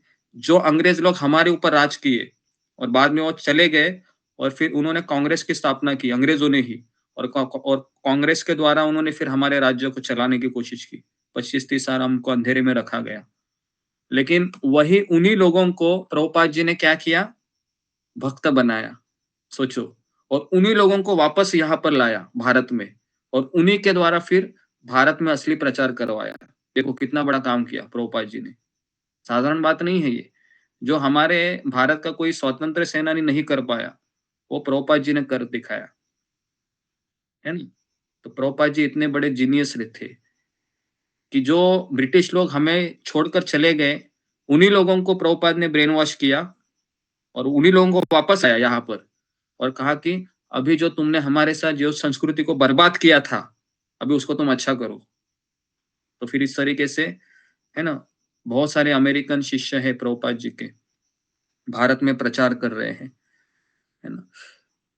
तो जी, तो इसके लिए, हाँ, तो इसके लिए ये जो शिव जी के भक्त है ना। अभी हम शिव जी के भक्त के बारे में पास आते हैं। आज भी आप शिव जी के भक्त देखोगे, उनके पास बहुत पैसा है। शिव जी का सबसे बड़ा भक्त कौन था? वो था रावण। रावण। रावण। रावण ही सबसे बड़ा भक्त था, आप सबको पता है ना। तो शिव जी के पास दो लोग आते हैं। एक ऐसा व्यक्ति आता है जिनको चाहिए कि मुझे भगवान की भक्ति चाहिए। ऐसा कौन है? वो था जो चैतन्य चरितामृत में कथा आती है, जो शिव जी के पास उस इच्छा से आता है कि मुझे भौतिक ऐश्वर्य चाहिए, लेकिन कभी-कभी शिव जी उनके ऊपर कृपा करते हैं और उनको कहाँ भेजते हैं? भगवान के शुद्ध भक्त के पास भेजते हैं। जैसे सनातन गोस्वामी के पास वो जाते हैं, याद है? जो मैंने अभी कुछ दिन पहले कथा बताई थी।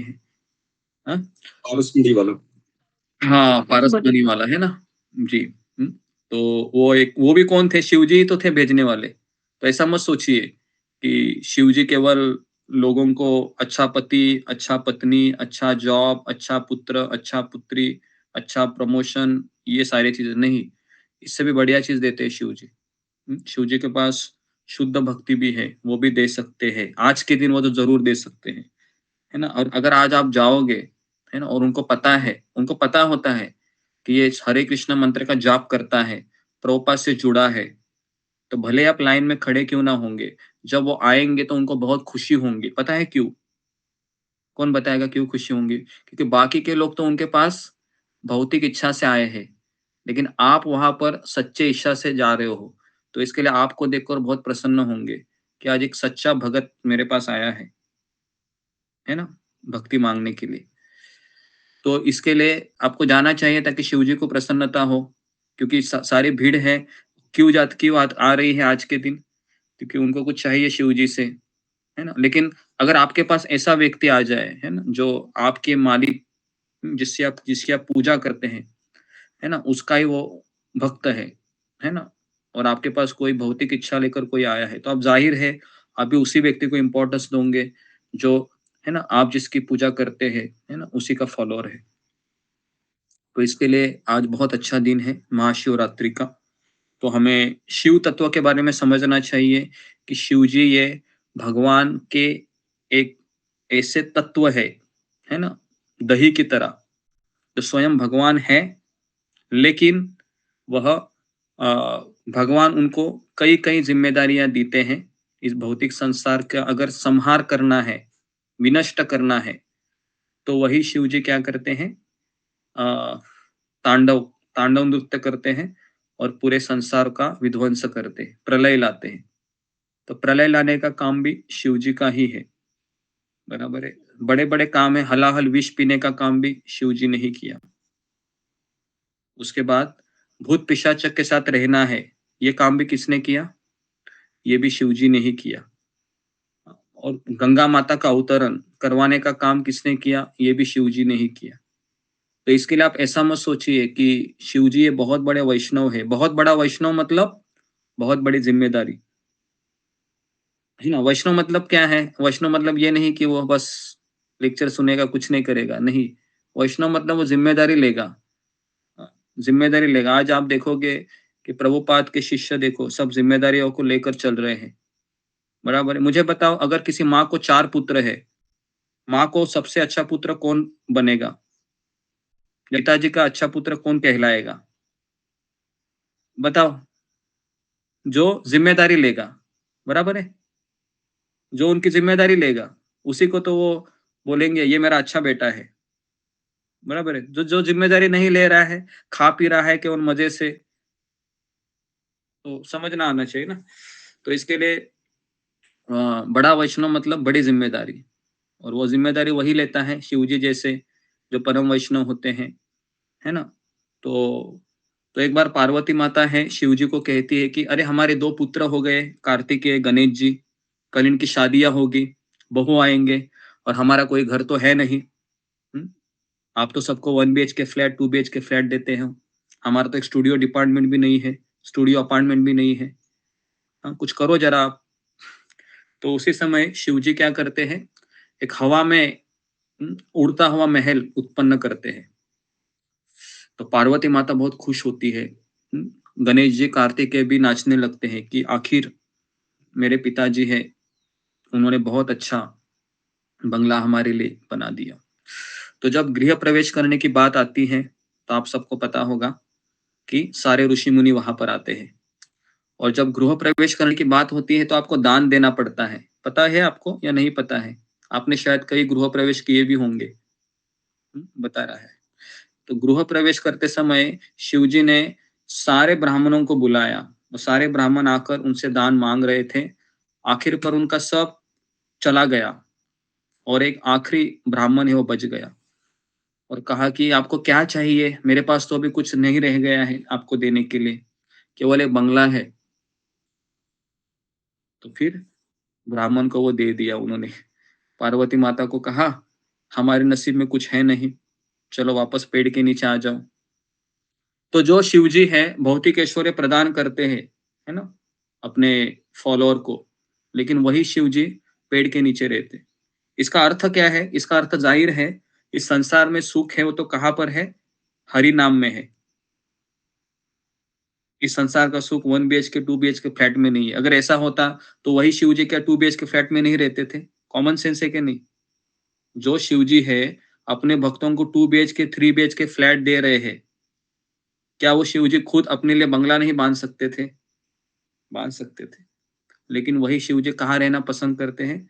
कैलाश में एक पेड़ के नीचे, है ना। और पार्वती भी ज्यादा चिक चिक नहीं करती है। पता है क्यों? क्योंकि कौन है वो भी भगवान की शक्ति ही है ना। गणेश जी कौन है? गणेश जी किसकी पूजा करते हैं? गणेश जी नरसिंह भगवान की पूजा करते हैं। कार्तिकेय कौन है? वो भी भगवान के सेवक है। पूरा फैमिली भगवान का सेवक है। तो इसके लिए उनको 1 BHK फ्लैट चाहिए? नहीं चाहिए। उनको सेवा चाहिए, हरि नाम चाहिए, हरि कथा चाहिए, बस उसमें वो आराम से खुश है। बराबर है। हमें क्या चाहिए? हमें बहुत कुछ चाहिए, है ना। कभी कभी 1 BHK लेते हैं, वापस कहते हैं कि नहीं अभी 2 BHK चाहिए। 2 BHK लेते नहीं, अभी 3 BHK चाहिए। अभी 3 BHK नहीं, अभी कहाँ पर जाना है? अभी एकदम मुंबई के प्राइम सिटी में प्राइम एंट्री करते हैं, है ना, बीच के यहाँ पर बंगला बनाएंगे और इस तरह से मर जाएंगे उसी में दम घुटकर। तो यही हमारा अंत होगा फिर, है ना। तो इसके लिए हमें शिवजी से और एक बहुत बड़ी शिक्षा लेनी है कि शिवजी ये परम वैष्णव है और परम वैरागी भी है। आप सबने शिवजी को देखा होगा। शिवजी के गले में क्या होता है? शिवजी के गले में माला होती है फूलों की? नहीं, शिवजी के गले में सांप होता है ना। जी, आप सोचिए, परम वैष्णव है लेकिन गले में सांप है, बराबर है। और उसके पश्चात वो क्या पहनते हैं?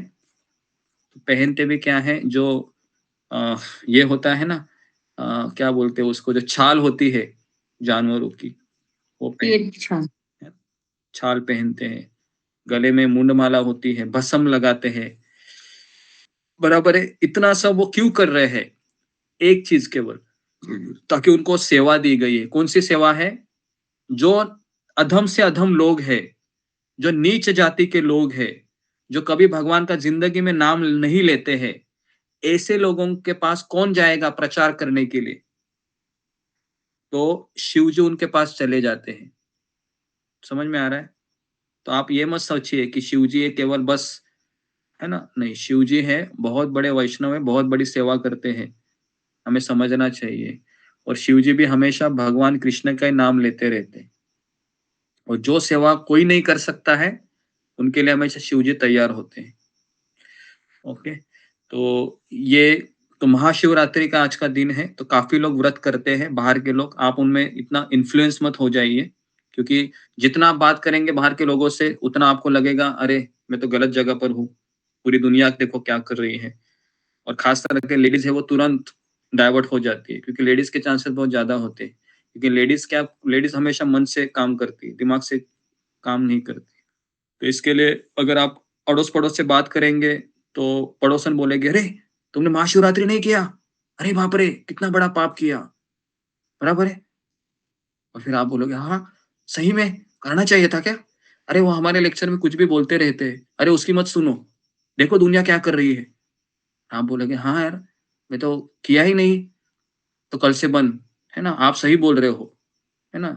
तो इस तरीके से फिर हम घाटे का सौदा कर बैठेंगे, है ना। तो बहुत जरूरी है इन चीजों को समझना कि दुनिया जो कर रही है वो इसलिए कर रही है क्योंकि वो गुरु शिष्य परंपरा से नहीं जुड़े हैं। आप लोग सही जगह है क्योंकि हम जुड़े हैं। तो आपको पता है कि जो नहीं जुड़ा है वो देवी देवताओं की सेवा में लगा है।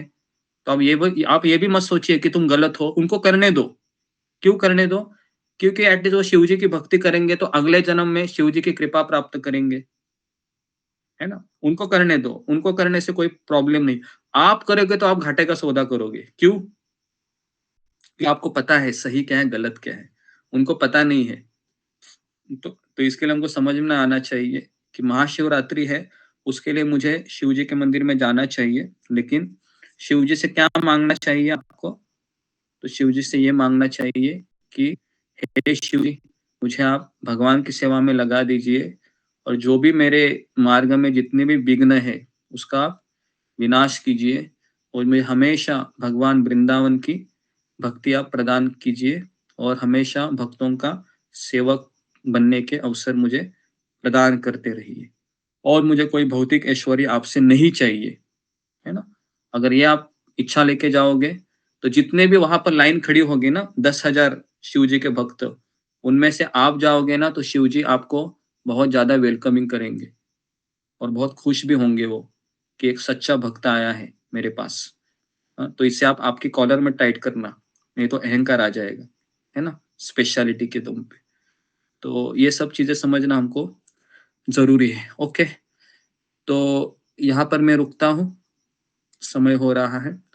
अगर किसी के कुछ प्रश्न है शिव जी के बारे में तो आप पूछ सकते हैं। जी जी, विकास निगम। हरे कृष्ण गुरु जी, दंडवत प्रणाम। गुरु जी, एक चीज थोड़ी सी समझनी थी। जैसे हम लोग गुरु शिष्य परंपरा से जुड़े हैं आपके माध्यम से, तो हमें जैसे पता चलता है कि हम हमारे जो आचार्य लोग हैं, हम उनका जब भी आविर्भाव दिवस होता है तो हम उनकी फास्टिंग करते हैं, और हमें कोई भौतिक इच्छा नहीं रखनी है। तो अगर कोई बिना भौतिक इच्छा के just to get the mercy and promote in the advance in the Krishna bhakti, अगर इस इच्छा के साथ अगर कोई परम वैष्णव भगवान शिव का फास्ट रहता है तो क्या वो भी गलत माना जाता है? जी, पहली बात तो आध्यात्मिक एडवांसमेंट के लिए भौतिक ऐश्वर्य की कोई आवश्यकता नहीं होती। फर्स्ट चीज है ना, इसमें हमको हार्डकोर कन्विक्शन होना चाहिए। अगर हमको लगता भी है कि कुछ पैसे मेरे पास आ जाएंगे जिससे मेरा माइंड पीसफुल रहेगा, है ना, बराबर, मेरा माइंड कब पीसफुल रहेगा? जब मेरे बच्चे हैं अच्छे एजुकेशन ले रहे हैं, है ना, पत्नी भी खुश है, लोन भी नहीं है, तो ऐसा लगता है कि अभी मैं कर सकता हूँ। लेकिन वापस कह रहा हूँ कि अच्छी परिस्थिति में भक्ति नहीं होती है। भक्ति है ऐसी परिस्थिति में होती है जब बहुत हम मछली की तरह मचल जाते हैं, तब जाके भक्ति होती है। क्योंकि सब कुछ है, हीटर से पानी भी गर्म हो रहा है, फ्रिज में पानी ठंडा भी आ रहा है, सारी सुविधाएं है, तो क्या हम सुबह जल्दी उठेंगे? मुझे नहीं लगता उठेंगे, क्योंकि सब अच्छा से हो रहा है, मैं क्यों उठूं?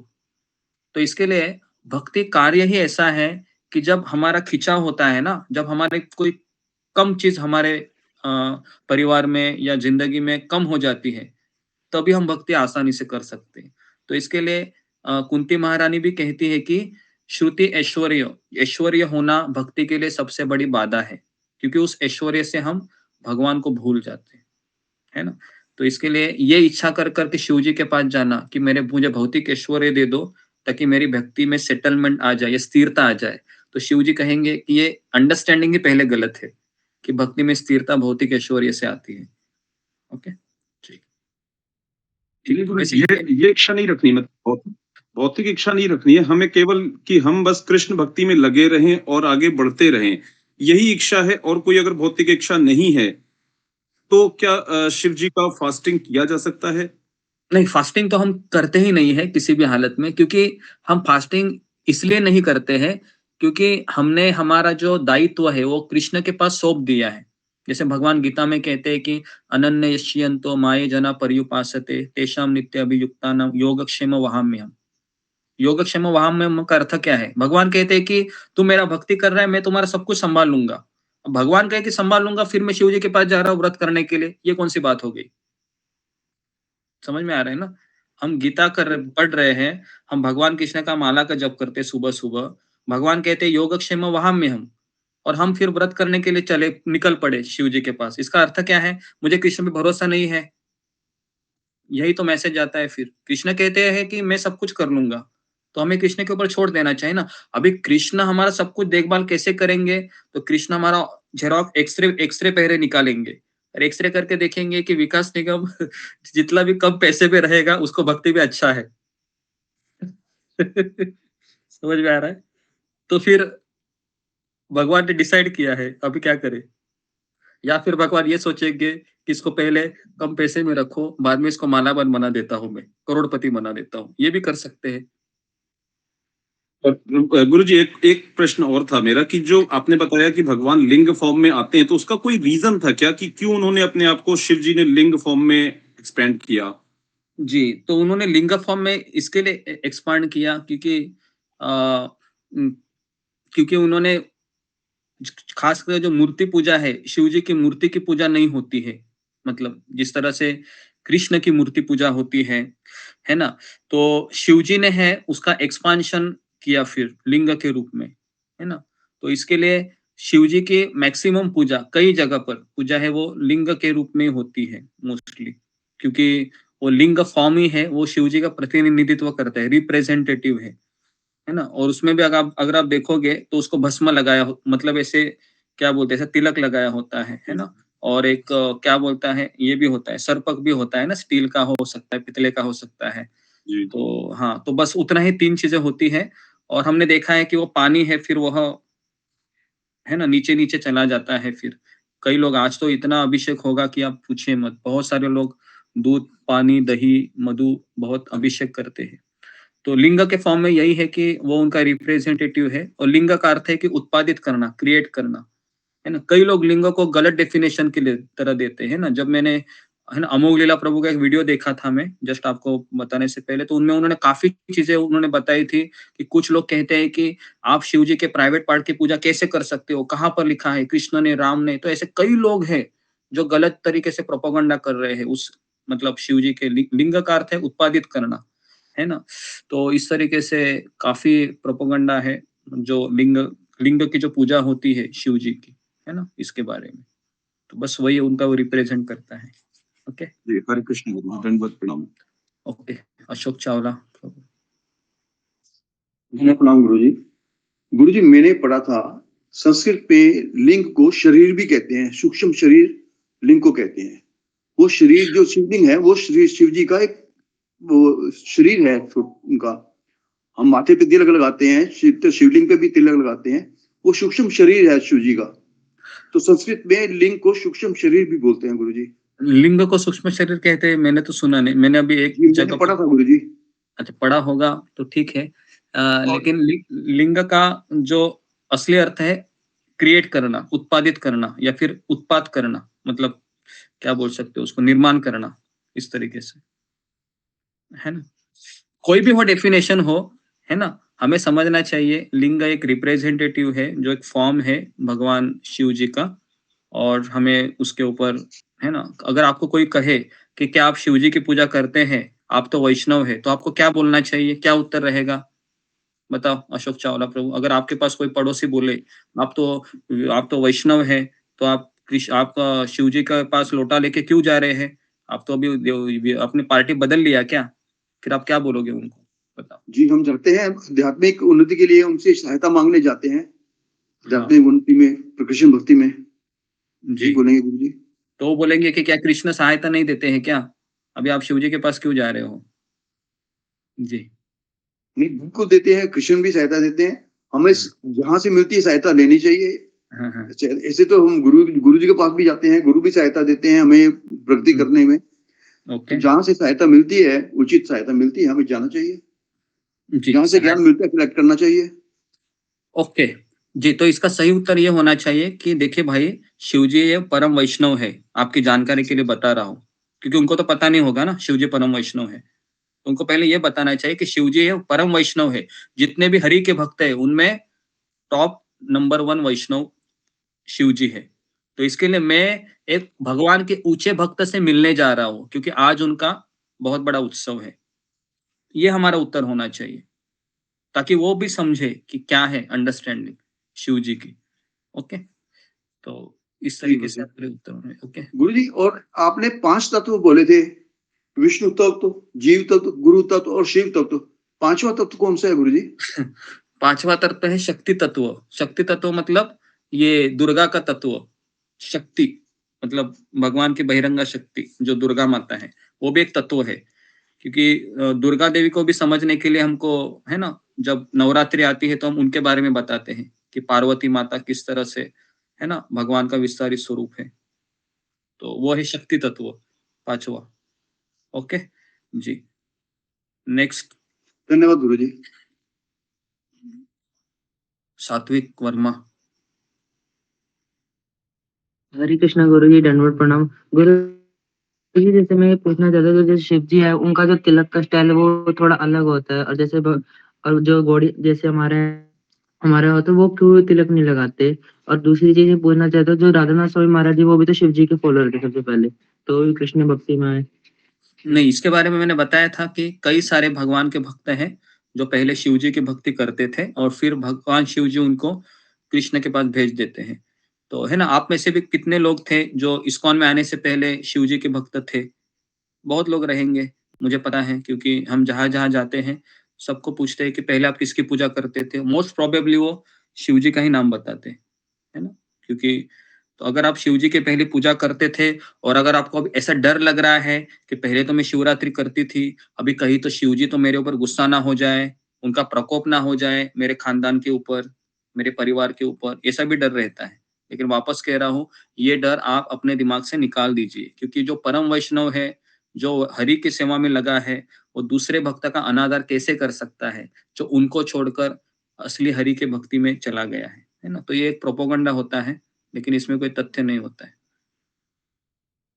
ओके, तो इसके लिए शिव जी के फॉलोअर होते हैं, लेकिन शिव जी उन्हीं को शिव जी उसी व्यक्ति के ऊपर कृपा करते हैं जो प्रामाणिक है, जिज्ञासु है, जैसे राधानाथ स्वामी महाराज थे, जिनको सही में इच्छा थी कि कौन है भगवान, इसको जानने की।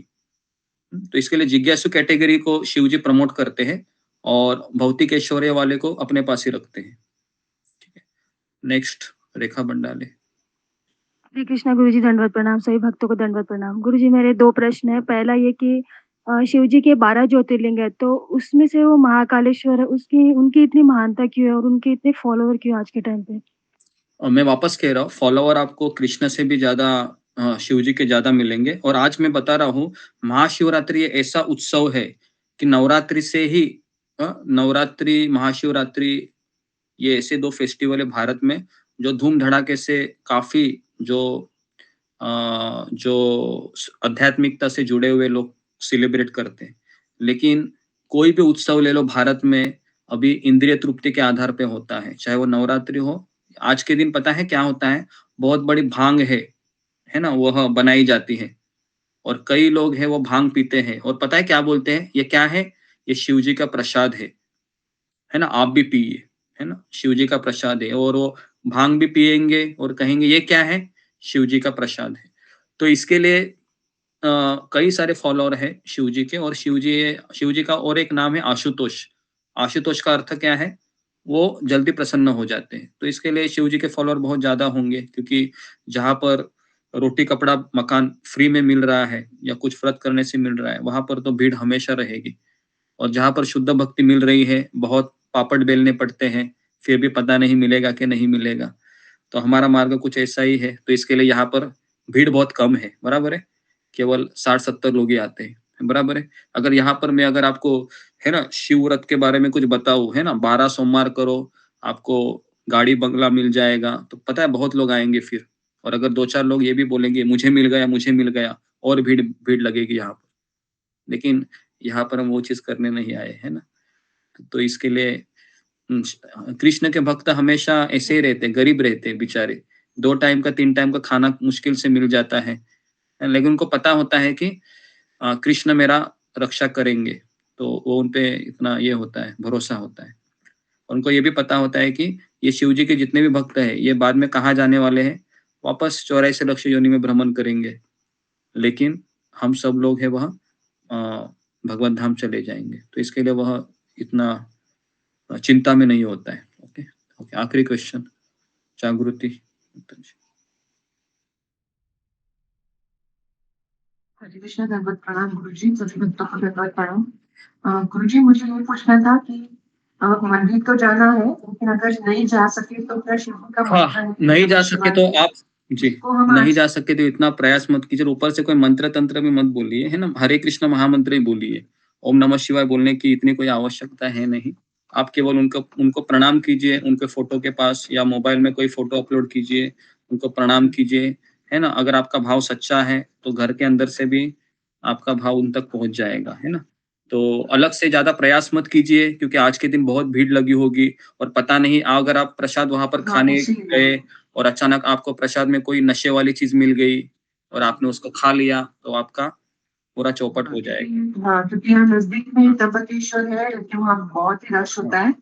और नासिक की भी जो मेन मंदिर है सोमेश्वर कपालेश्वर, वहाँ पे भी बहुत ही भीड़ होती है। हाँ, तो नहीं अगर जा पाते तो कोई बात नहीं, ठीक है। 108 ओम नमः शिवाय 108 नहीं, वो वापस फिर वो गलत चीज हो जाएगी, क्योंकि हम ओम नमः शिवाय का जप हम नहीं करते हैं, हम हरे कृष्ण महामंत्र का जप करते हैं। हम उनको वांछा कल्पतरुभ्यश्च, वो जो प्रार्थना है हमारा वैष्णव प्रणाम मंत्र, है ना, जो वो हम उनके सामने बोल सकते हैं मैक्सिमम, है ना, और उनको प्रार्थना कर सकते हैं। क्योंकि ओम नमः शिवाय बोलने की कोई आवश्यकता नहीं, क्योंकि उनको पता है कि आप कौन है, आप भक्ति में लगे हुए हैं। तो ऐसा मत सोचिए कि शिव जी को मेरे बारे में कुछ पता नहीं है, ठीक है। ओके गुरुजी, इस्कॉन में आने की मंत्र की शिव जी है, लेकिन अभी आँख खुल गई है, तो बहुत बहुत धन्यवाद। जी धन्यवाद। हरे कृष्ण। ओके, रीना कंगवार जी, हरे कृष्ण। तो जैसे कि आपने बताया है कि शिव जी की कृपा के बिना हमको भगवत धाम नहीं मिल सकता। तो हमको कैसे मतलब उनको याद करना चाहिए कि सिर्फ़ शिव तेरस शिवरात्रि पे जल चढ़ा के, या कैसे उनका स्मरण करना चाहिए? एक प्रभु जी एक प्रश्न ये, दूसरा ये है कि जैसे हमारे जो वैष्णव आचार्यों के लिए उनके आविर्भाव और तिरोभाव पे हम 12 बजे तक जो फास्टिंग करते हैं, तो क्या वो फास्टिंग हम शिव जी के लिए हमको 12 बजे तक करनी चाहिए क्या? जी, पहला सवाल है कि दूसरा सवाल है कि अगर आचार्य के रूप में। वैष्णव कैलेंडर में नहीं लिखा है, तो हमें अपने मन से कोई भी चीज नहीं करनी चाहिए। अगर ऐसा होता था तो प्रभुपाद जी उसको लिखते थे ना। प्रभुपाद जी के समय भी तो महाशिवरात्रि आई होगी, है कि नहीं? जी तो प्रभुपाद ने कभी उसको नहीं किया रिकमेंड कि महाशिवरात्रि के दिन आप 12 बजे तक व्रत कीजिए, तो नहीं किया तो हम क्यों अपना दिमाग लगाए, पहली बात है ना, बराबर है। और दूसरी बात है कि शिव जी की कृपा के बिना कृष्ण भक्ति नहीं मिलती है ना। तो ये भी सच ही है, लेकिन जब जब त्योहार आता है तो हमें जाना चाहिए, है ना। जब जब मंदिर दिखाई देता है तो जाना चाहिए, लेकिन उससे अलग से हमको प्रयास नहीं करना चाहिए कि रोज हमें शिव जी का नाम लेना ही चाहिए करके, क्योंकि हम गुरु शिष्य परंपरा से जुड़ा हुआ है, तो हमें उसकी कोई इतनी आवश्यकता नहीं है। लेकिन हमें जब जब हम शिव जी के किसी धाम में जाते हैं, जैसे हम जगन्नाथपुरी गए थे, तो वहां पर लिंगेश्वर महादेव है, लिंगराज का मंदिर है, तो वहां पर भी हम गए थे, है ना। तो जब जब ऐसा अवसर मिले तो हमें जाना चाहिए, ठीक है। ओके, तो यहाँ पर मैं रुकता हूँ। Thank you so much. बहुत बहुत धन्यवाद। प्रभुपाद की जय, भगवान शिव जी की जय, महाशिवरात्रि।